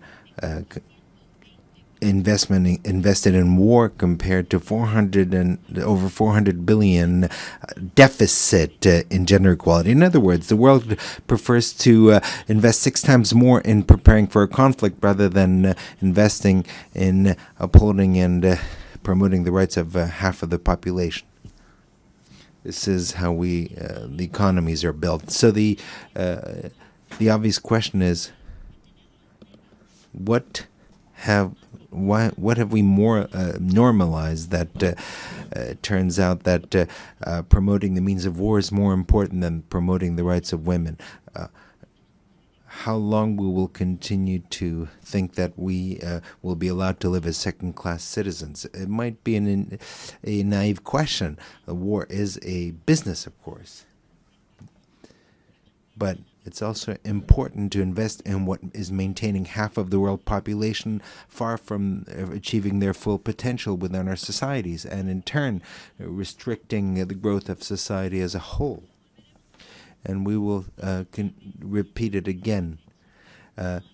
This gap must be understood as something that oppresses and afflicts only women. But that is a mistake. Let's ask ourselves, what does a man truly lose when he is indoctrinated in the apparent privilege granted to him by his masculinity? What we see is that what is missing is doubt, fragility, truth, the ability to feel. I can also mention that 90% of organizations working in favor of women have seen very harsh budgetary cutbacks. The situation is critical.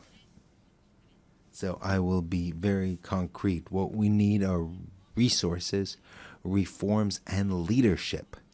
The Spotlight Initiative has demonstrated with its mechanisms, programs, and legal frameworks that it is possible to obtain positive and concrete results in this fight. What is required is leadership from those who are gathered here. Leadership that fosters reforms and that with facts makes it possible to truly invest in the fight for equality, with actions rather. And lastly, to those who are skeptical, I will ask, do you really believe that our passage, our presence in this world is truly worth investing in destruction instead of investing in efforts that make us all progress together? Thank you.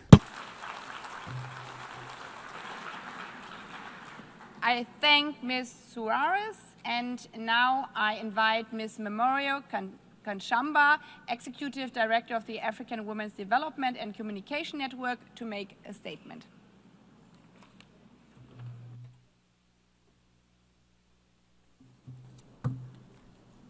Your Excellencies, distinguished guests, brothers and sisters, thank you for this opportunity to speak at this occasion. I stand before you not as a one voice, but many that carry the breath of African women and girls, from the mountains of Kilimanjaro to the shores of Dakar, the streets of Harare, and the villages of Mali. 30 years ago, the Beijing Declaration, lit a flame. Women and girls danced. We sang together. The moment was not only symbolic, it was sacred. It was a covenant. And yes, there has been progress in the areas that Your Excellencies eloquently discussed and share on care work, gender-responsive budgeting, on women, peace and security, on the girl child, and climate justice. But let us be honest, even though this has entered the discourse has not delivered. There's been persistent and deliberate gaps, particularly the chronic underfunding of national gender institutions and the many sectors that shape our lives: health, education, agriculture, livelihoods, as well as public service provision. We have seen the erosion of women's organizing and feminist movements. We have seen reversals of hard-won gains and rights undermining our demands and struggle. We African women and girls demand bold, transparent, and participatory accountability. We insist on inclusion of women and girls in all their diversity. Civil society is not the enemy of the state. We are co-creators of development. We are guardians of democracy. We are the architects of liberation. The backlash that we face is not just against gender equality. It's against the truth. It is against freedom. It's against the principles upon which these institutions celebrating 80 years has been founded. We must affirm feminist principles that offer real alternatives to the broken system. Ubuntu, our shared humanity and interdependence, reparative justice for colonialization, debt, and climate harm. Africa each year loses close to 60 billion through illicit financial flows. These are funds and resources that can make a huge impact on women's rights and gender equality. Your Excellency, we also face a lot on our peace as a continent, on the dignity, on the extraction that we see of critical resources in the name of advancing climate transition. We see systematic violence. 80 years of the United Nations, we must not still be debating the relevance of gender equality and women's rights. Not in this generation, not after 30 years of Beijing, not after decades of the struggle. Women and girls deserve a life free of violence, free from the misogyny, free from the technology-facilitated violence that we see. Women and girls deserve to live and to thrive in dignity and joy. UNGA 80 must rise to this moment of reckoning and make bold, unapologetic resolve to fund gender equality and women's rights. It is non-negotiable. Thank you.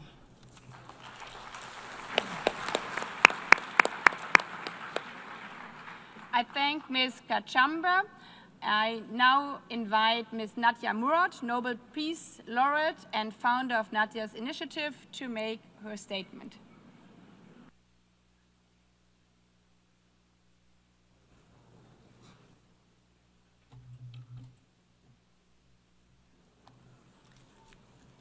Thank you, Madam President, for your commitment to advancing the rights of women and girls globally.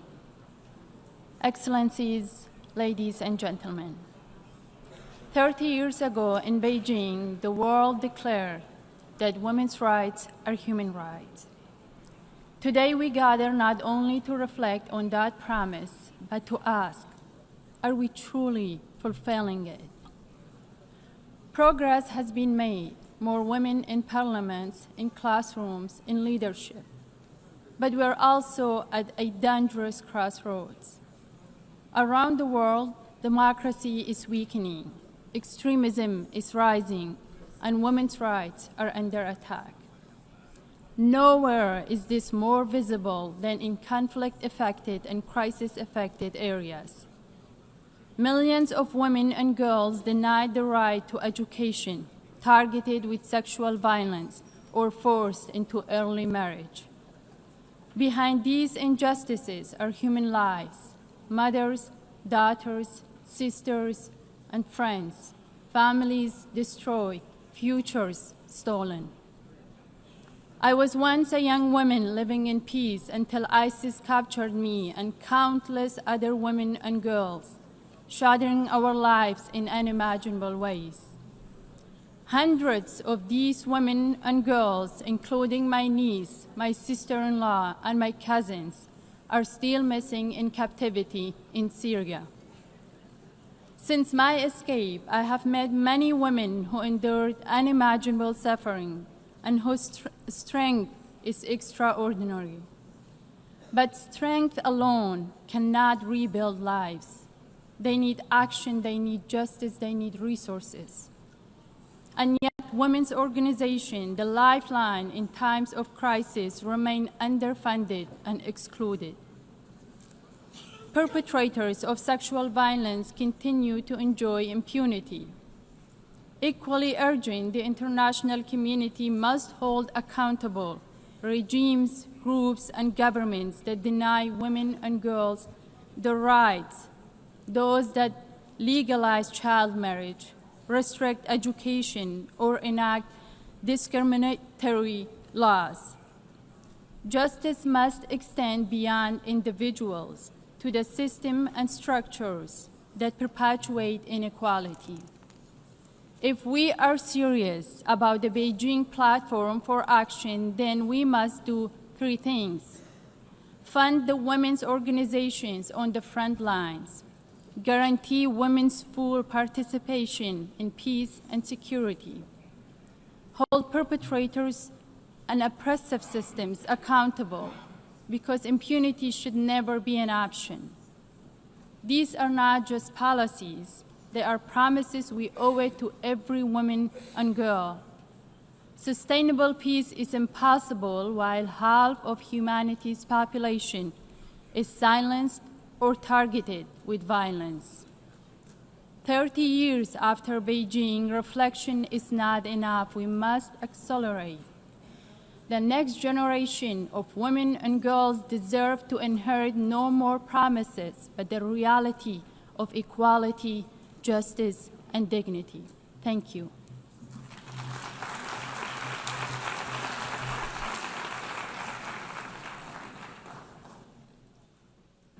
I thank Nadia Murad, and with the wise words from her, we have just heard the last speaker for the opening segment of this high-level meeting. I thank all our eminent speakers once again for their participation and insightful interventions, and maybe we have applause for all of the speakers again.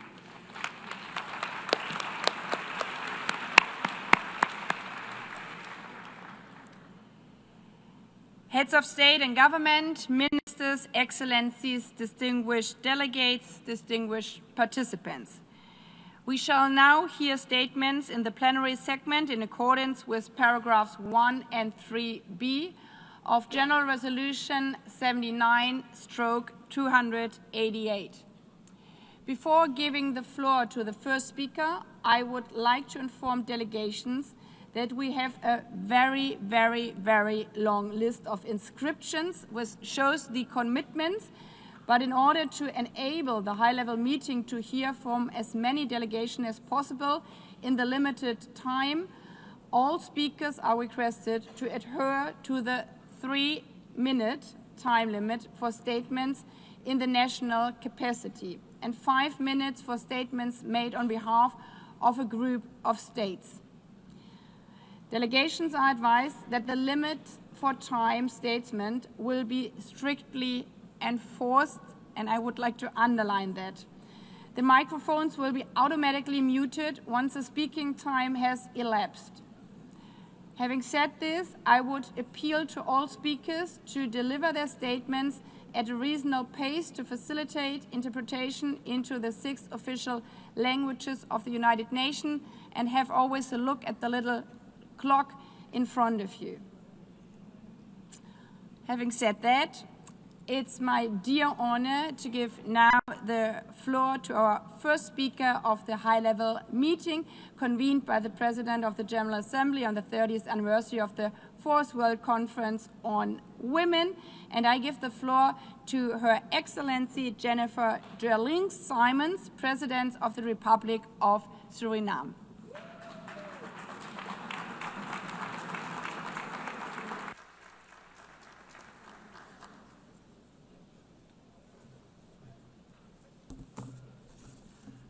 Excellencies, it is with great honor and responsibility that I stand here as the first female president of the Republic of Suriname and also the first member state speaking today as we commemorate the 30th anniversary of the 4th World Conference on Women.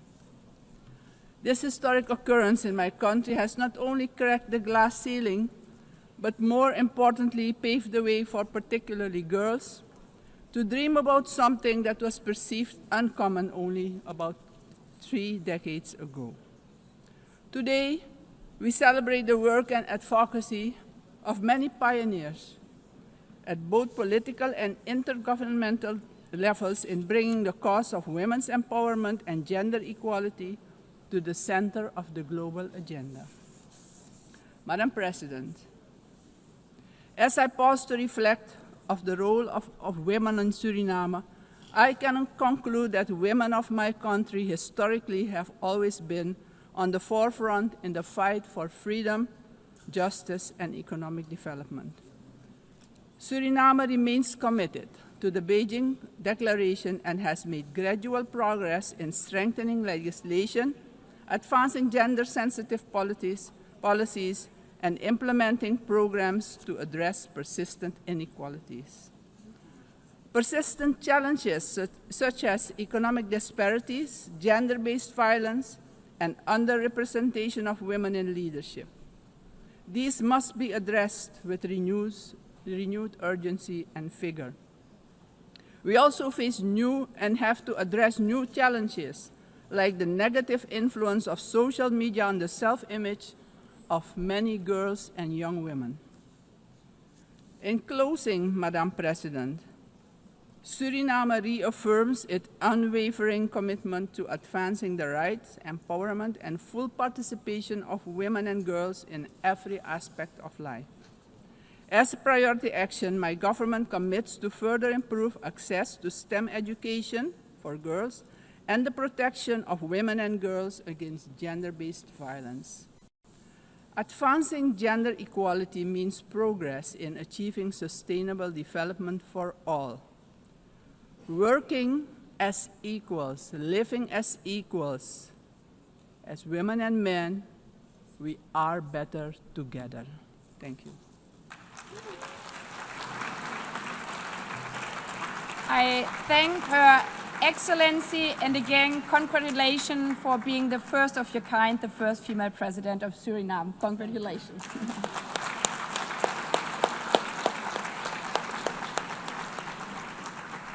I now give the floor to Her Excellency Karen Keller-Sutter, President of the Swiss Confederation.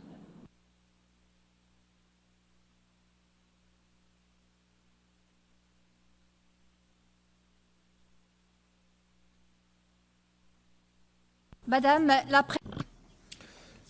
President, Excellencies, ladies and gentlemen, the Beijing Declaration and Platform for Action remains our collective compass to achieve gender equality because gender equality is not an option. It is a universal human right and a catalyst for economic development. Despite the progress made, we still face serious challenges, including in Switzerland. First and foremost, violence against women remains an unacceptable reality.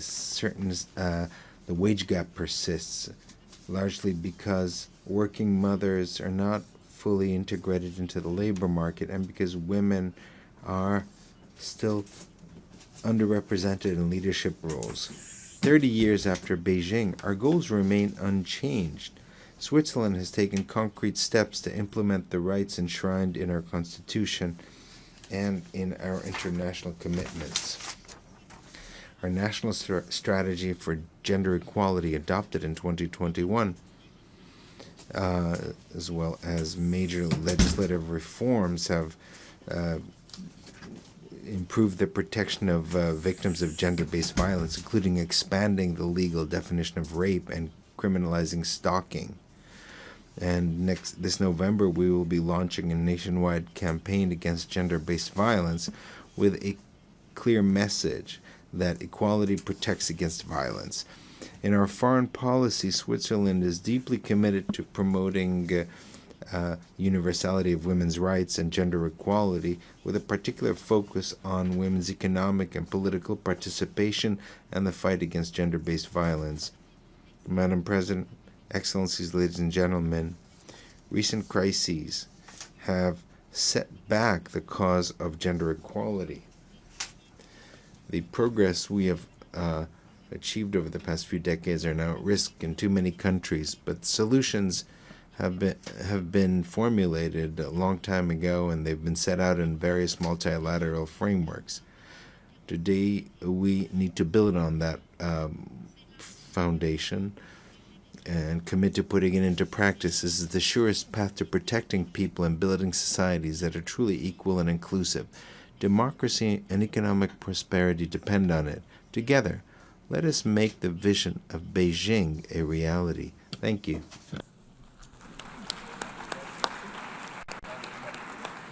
Merci beaucoup.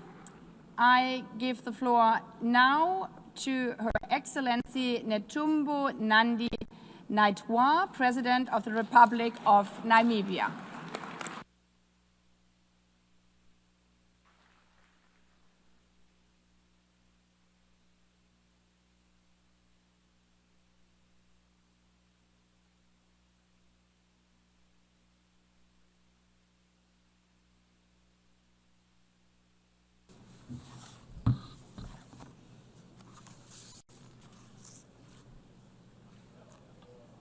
Madam President, gender equality and women empowerment have been key priorities for Namibia's government since our independence in 1990. We have shown strong political will through adopting international commitments, including the Beijing Declaration and the Platform of Action, which are domesticated in our national gender policy. 30 years ago in Beijing, we affirmed that women's rights were indeed human rights. Since then, Namibia has always built on the strong foundation of this declaration to draw a strong link on issues related to women and development and access. Our progress in the area of political inclusion and legal frame are grounded in this and underpinned our deep commitment to achieve progress for empowerment of women. As a result of this, Namibia closed 81.1% of its gender gap, ranking 8th globally and first in Africa as per the 2025 World Economic Forum Global Gender Gap reports. As President, I'm happy to highlight our historical milestone. Namibia now has a female president, vice president, Speaker of the National Assembly, and Secretary General of the SWAPO Party, the ruling party in Namibia. And women hold 57% of the cabinet, including key ministries such as finance, health, education, international relations and trade. Madam President, as we reflect on our progress, we are also aware that our work is far from to be done. There are areas where there is room for improvement, particularly in the area of economics. In our national context, this is mainly in the area of economic inclusion of women in many economic activities such as mining, fishery, oil and gas, particularly rural women who still remain in the margin of the economic activities. Economic challenge persists across the many sectors, so much that we have to do a lot, particularly in the informal sector, to bring women to the par.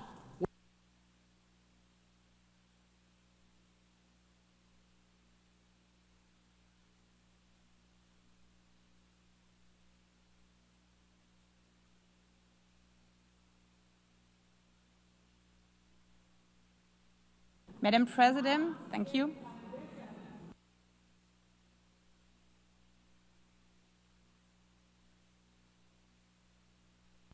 I thank you very much, Madam President. And also congratulations to Namibia. And just in case you hear again, we couldn't find a woman, call the government or the president of Namibia. They could advise you. So the next on the list, I have the honor to give the floor to Her Excellency Dina Ercilia Boluarte Segarra, President of the Republic of Peru.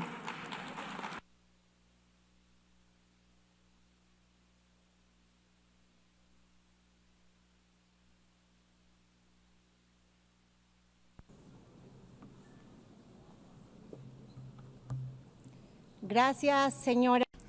Thank you very much, Madam President. 30 years have passed since we adopted the Declaration and Platform of Action of Beijing, a historic landmark that marked the most significant political commitment to achieve the empowerment of all women, adolescents and girls, and the full exercise of their human rights under conditions of equality.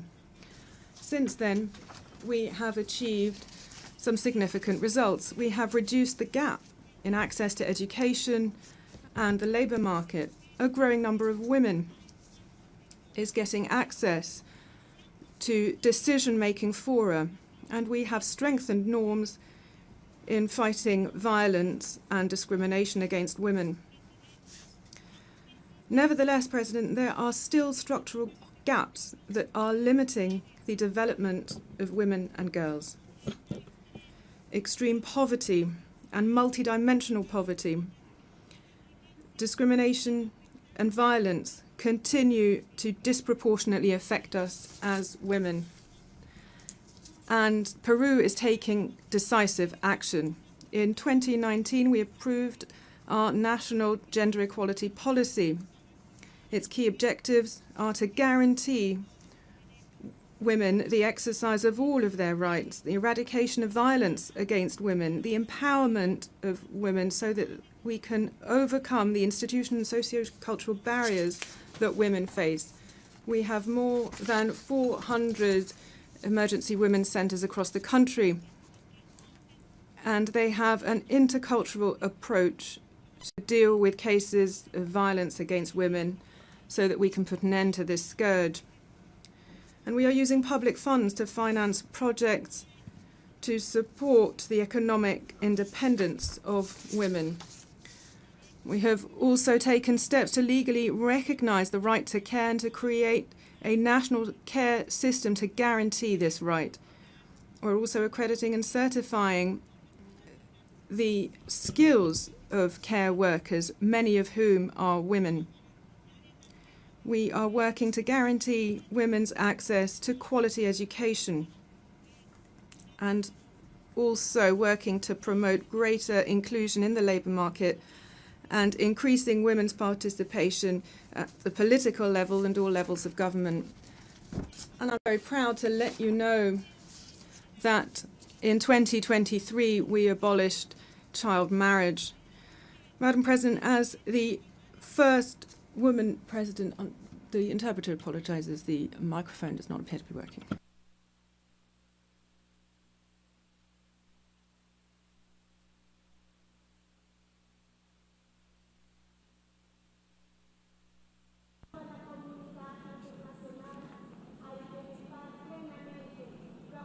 Muchas gracias. Thank you very much.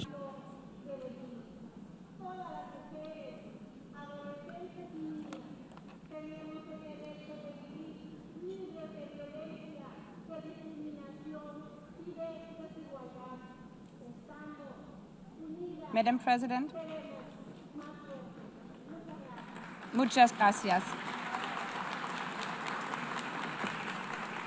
Muchas gracias and thank you very much. Congratulations for being the first female president, and may I remind all speakers and maybe also all delegation to look at the script again. I'm very sorry for that one, but we have so many presidents and prime ministers speaking in a row.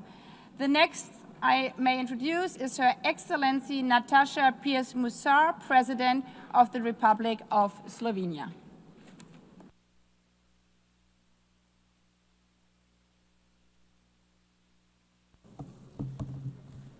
Madam President, Your Excellencies, we need to face a difficult truth.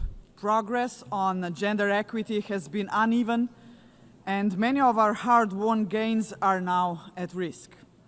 Sexual and gender-based violence, economic inequality, a lack of sexual and reproductive rights, political underrepresentation, and the systemic discrimination of women persist. Real change requires making gender equity a genuine priority, including in peace and security. If not now, when? At a time when the world is facing a record number of conflicts. Conflicts that claim a devastating number of civilian lives, as in Gaza, where 2/3 of the victims are women and children. Simply put, the inclusion of women is a guarantee for peace. It is also high time that the UN's leadership reflects the diversity of the people it serves. This calls for bold action from all of us to nominate, support, and elect women to the highest offices, both here at the UN and in our own countries as well. After 80 years, the United Nations must lead by example. We cannot afford to miss yet another chance to appoint the first woman Secretary General, nor we can afford to move forward into a future where still only 6% of General Assembly presidents are women. Let me be clear.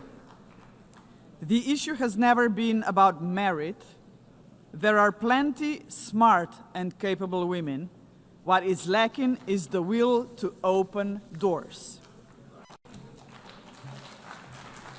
Dear all, let us invest in women's leadership and ensure that every girl can live a life of opportunity. I know that women and girls in Afghanistan, Gaza, Ukraine, Sudan, Haiti, and beyond are counting on us. And let me just conclude. My husband is a proud feminist. I am a proud feminist. And I am battling this battle not to say that the men need less. I'm not doing this for that. I just want the girls to have the same opportunities. And we need men to help us. And just to conclude with a couple of numbers, do you know how many presidents we have, female presidents we have in European Union? 2, in Malta and in Slovenia. Do you know how many presidents we have here in United Nations out of 193 members? 16. Those are the numbers. Thank you. And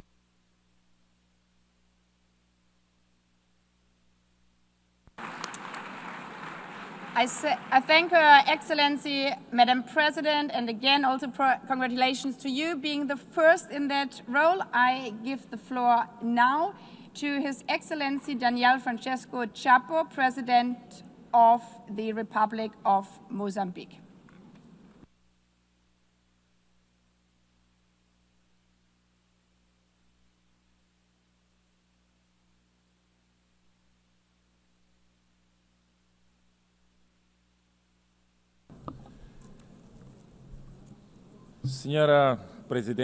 Madam President of the General Assembly, Mr. Secretary General of the United Nations, Your Excellencies, before my intervention, I would like to say that I am here in order to save the honor of men in the room, because since we've started, I just see women making the intervention.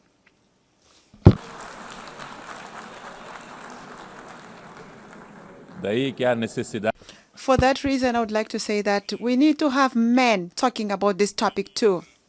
It's an honor to address this distinguished assembly in a year. We celebrate the 30th anniversary of the Beijing Declaration and the Platform for Action.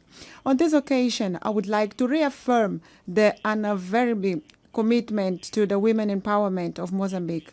This is why the implementation of the agenda of Beijing, we have defined 2 priority areas for all girls and women, namely freedom of poverty through promoting access to reproductive resources and economic resources, zero violence, with a particular focus on eradication of femicide and all forms of gender-based violence.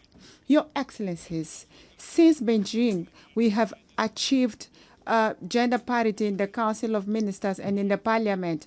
Almost 50% of the girls in the country are enrolled in all the levels of education. We have increased the number of institutional births from 48% to 65%. We have women in leadership position in the central organ of sovereignty, like the Prime Minister, the President of the Assembly of the Republic, the President of Constitutional Council, President of Administrative Court, amongst other significant advances achieved in the local leadership.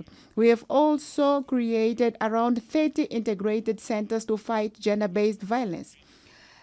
We still face a lot of challenges. 44% of the girls are in early unions, 68% were victims of violence, and 27% of girls are still unemployed. Mindful of new frontiers of inequalities that are emerging with artificial intelligence and digital technologies that affect disproportionately the employment of women, Mozambique is integrating into the curriculum and promoting girls' access to science and technology,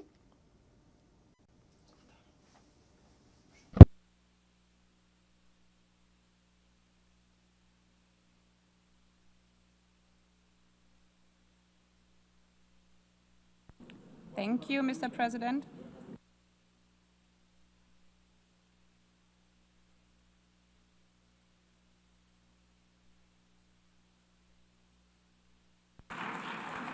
Obrigado, and I thank His Excellency, the President of the Republic of Mozambique.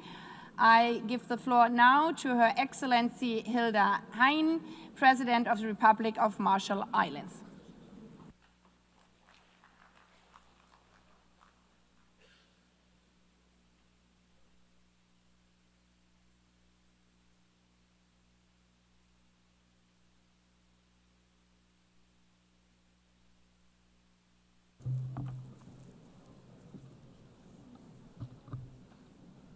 Madam President, Mr. Secretary General, Excellencies, Yahweh. 30 years ago, Ambassador Nay John Edwards, now happily retired, led a delegation of Marshallese women to the Beijing Conference of Women. That conference changed her life and generations of Marshallese women ever since. Since the Beijing Declaration, gender is now a core pillar of our national planning. As a small island developing state, we are not moving fast enough with island-tailored strategies.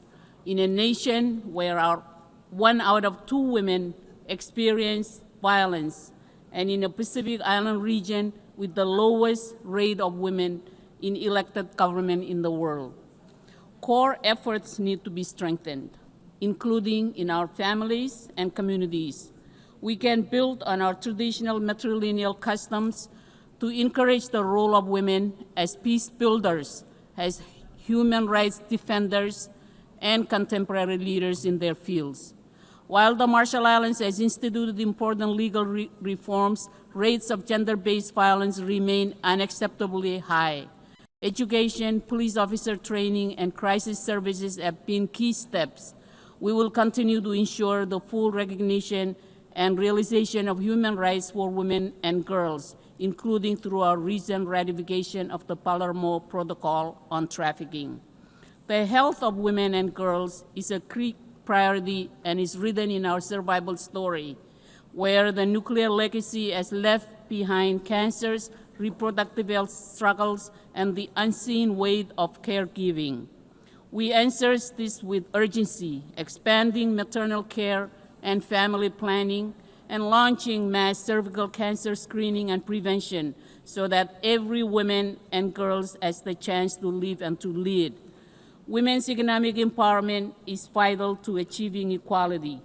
Through the Marshall Islands CAREF Fund, a national financing initiative that supports women's entrepreneurship and access to capital, we are opening pathways to women to drive innovation, recognizing when women prosper, nation prosper.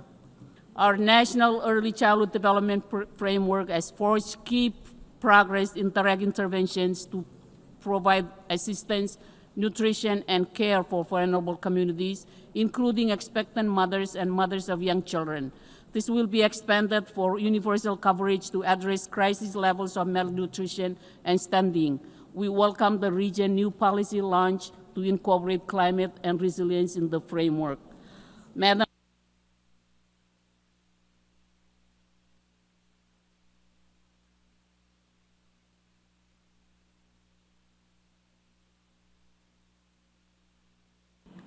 I thank you, Madam President.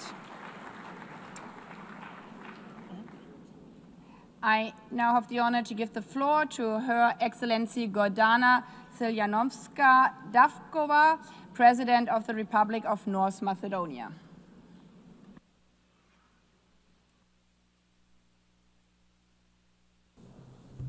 Distinguished Excellencies, ladies and gentlemen, 30 years ago, in Beijing, the nations of the world made a solemn pledge to advance women's rights and human rights, to achieve gender equality, and to empower every woman and girl to live free from violence, discrimination, and limitation.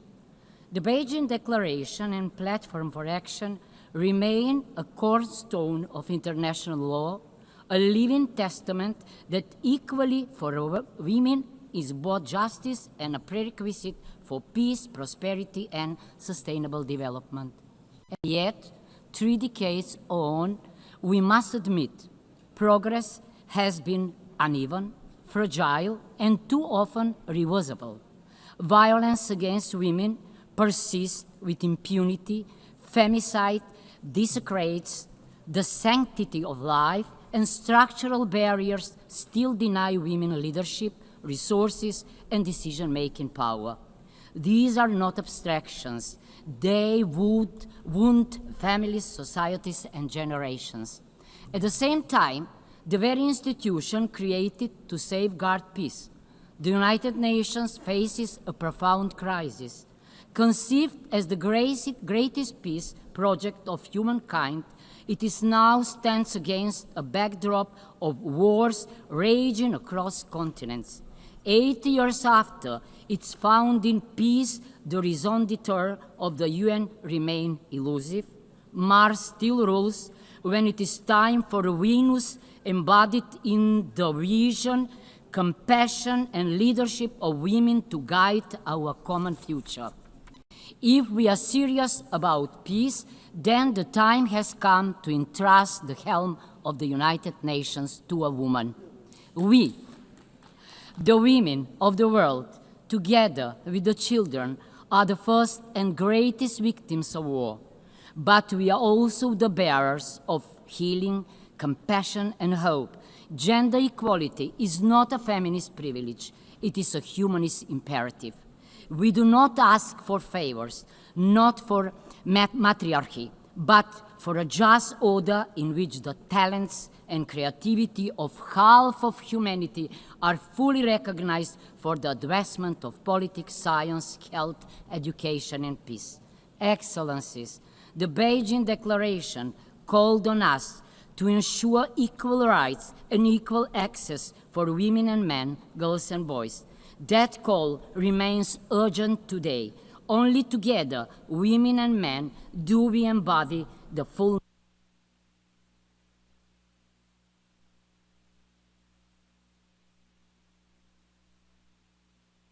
renew our commitment.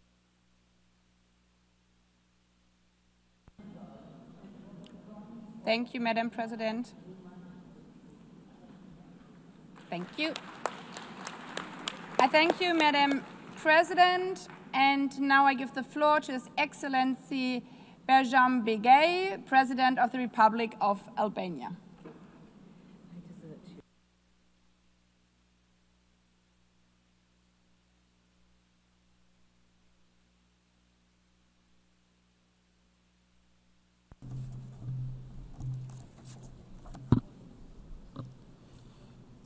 Madam President, Excellencies, it's my pleasure to present at the commemoration of the 30th anniversary of the Beijing Conference an important platform in the global efforts for gender equality and the empowerment of women and girls. Today serves as an opportunity to renew our collective commitment and to give fresh impetus to the full implementation of the Beijing Declaration and Platform for Action. We have made significant strides in ensuring women's participation in political, economic, and social life. Yet, with only 5 years left to achieve SDGs, progress on gender equality is stagnating and in some areas is regressing. We must reverse this trend. This meeting must serve as a turning point, moving beyond the rhetoric to action. We must mobilize adequate financial resources, reinforce accountability frameworks, and invest in measurable and transformative actions. Albania is ready to share its experience.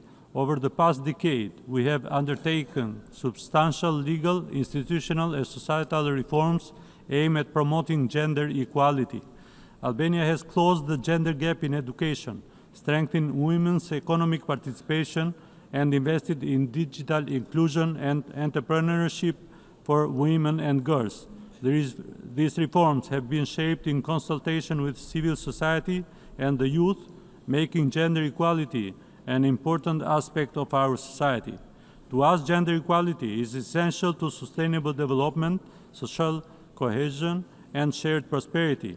Albania has pledged two priorities under the Beijing Plus 30 Action Agenda. First, to intensify efforts to eliminate violence against women, and second, to expand the application of gender-responsible budgeting.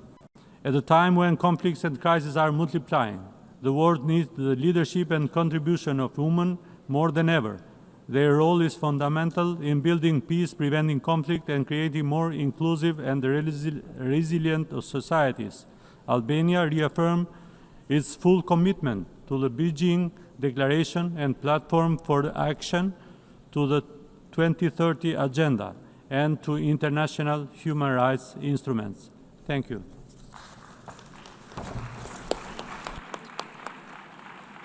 I thank His Excellency President of the Republic of Albania. I have the honor to give the floor to His Serene Highness Prince Albert II of Monaco.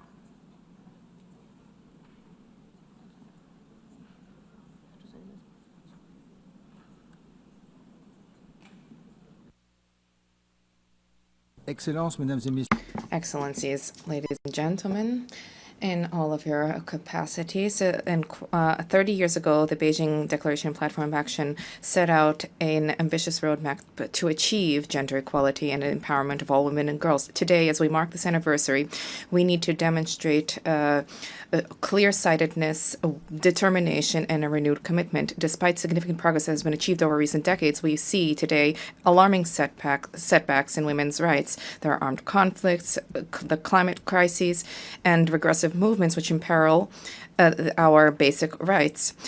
Security Council Resolution 1325 was adopted 25 years ago. It is a key landmark. When women participate in peace processes and are present at the negotiating table, the agreements that are the fruit of these negotiations are more inclusive, and peace is more likely to be attained and to be lasting. As part of our commitment to human rights and the dignity of every person, Monaco has always supported international efforts for advancing gender equality. Both on our soil and through international cooperation, the Principality has been working proactively to promote girls' access to education, women's economic empowerment and independence, as well as the fight against all forms of violence, including in conflict and crisis contexts. The Madagascar Committee for the Protection and Promotion of Women's Rights was established in 2018. Today, this is the cornerstone for mobilization and awareness at the national level. The government of our Principality is working closely with UN agencies such as UN Women and its Sport for Generation Equality framework, which recognizes the role of sports as key leverage towards social transformation. Monaco is proud of supporting this initiative. We believe that sports should be an engine for empowerment, for respect, and for solidarity.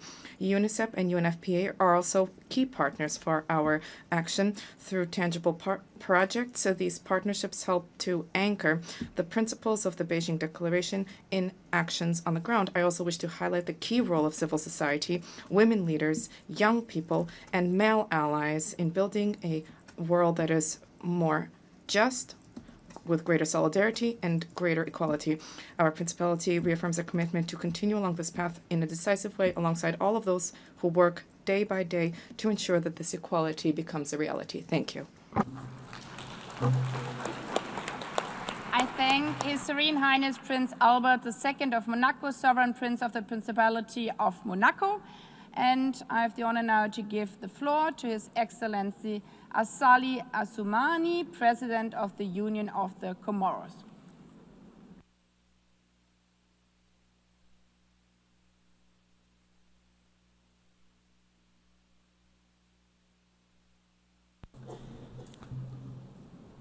Madame la Présidente de l'Assemblée. Madam President of the General Assembly, honourable guests, ladies and gentlemen, Salam alaikum. It is a great honour and a real pleasure for me to take the floor on this solemn occasion of the 30th anniversary of the World Conference on Women. This anniversary is a time for us to take stock of the progress that has been made since the historic Beijing Conference in 1995, but also to highlight the achievements and best practices as well as the continuing challenges when it comes to promoting gender equality around the world. As we are faithful to our international and regional commitments, the Comoros has ratified a number of legal instruments that are relevant to the promotion and protection of women's rights, notably the prevention of all forms of discrimination against women. During the presidency of the Comoros of the African Union, we were proud to hold up the torch of this important cause, and on the 30th of October 2023, our country organized the third conference of consultation of women African leaders on the topic stimulating commitment towards the economic empowerment of women and putting an end to violence against women and girls. Nationally, we have always guaranteed women's rights by protecting them against violence, exploitation, and any form of violence. we have adopted a number of legislative instruments nationally, including the new penal code that makes provisions for the protection of women and children. And more recently, in 2024, we created a ministry dedicated to the promotion of gender equality and training, and there is a woman heading that up. We have also established a national policy for gender equality, and we have developed mechanisms for medical, legal, and other support for victims of gender-based violence. And we also offer special support for women and girls who have been victims. The network of women African leaders is actively involved with local authorities. I have placed the promotion of women at the heart of our priorities, and today women hold positions of responsibility both within the government, the parliament, legal and judicial institutions, and other areas. The interpreter apologizes, the speaker's microphone has been cut off.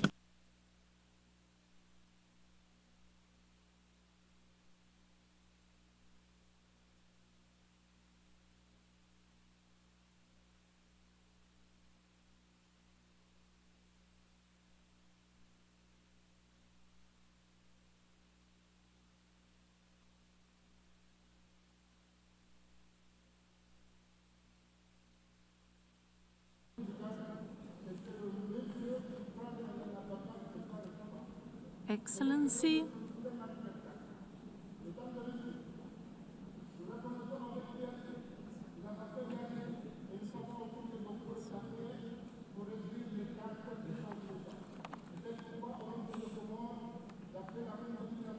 Excellency,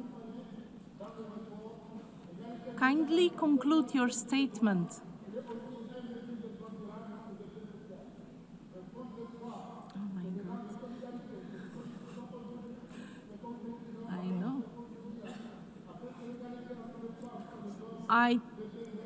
I thank His Excellency, the President of the Union of Comoros, and I now give the floor to His Excellency Bassirou Diomaye Diakhar Faye, President of the Republic of Senegal.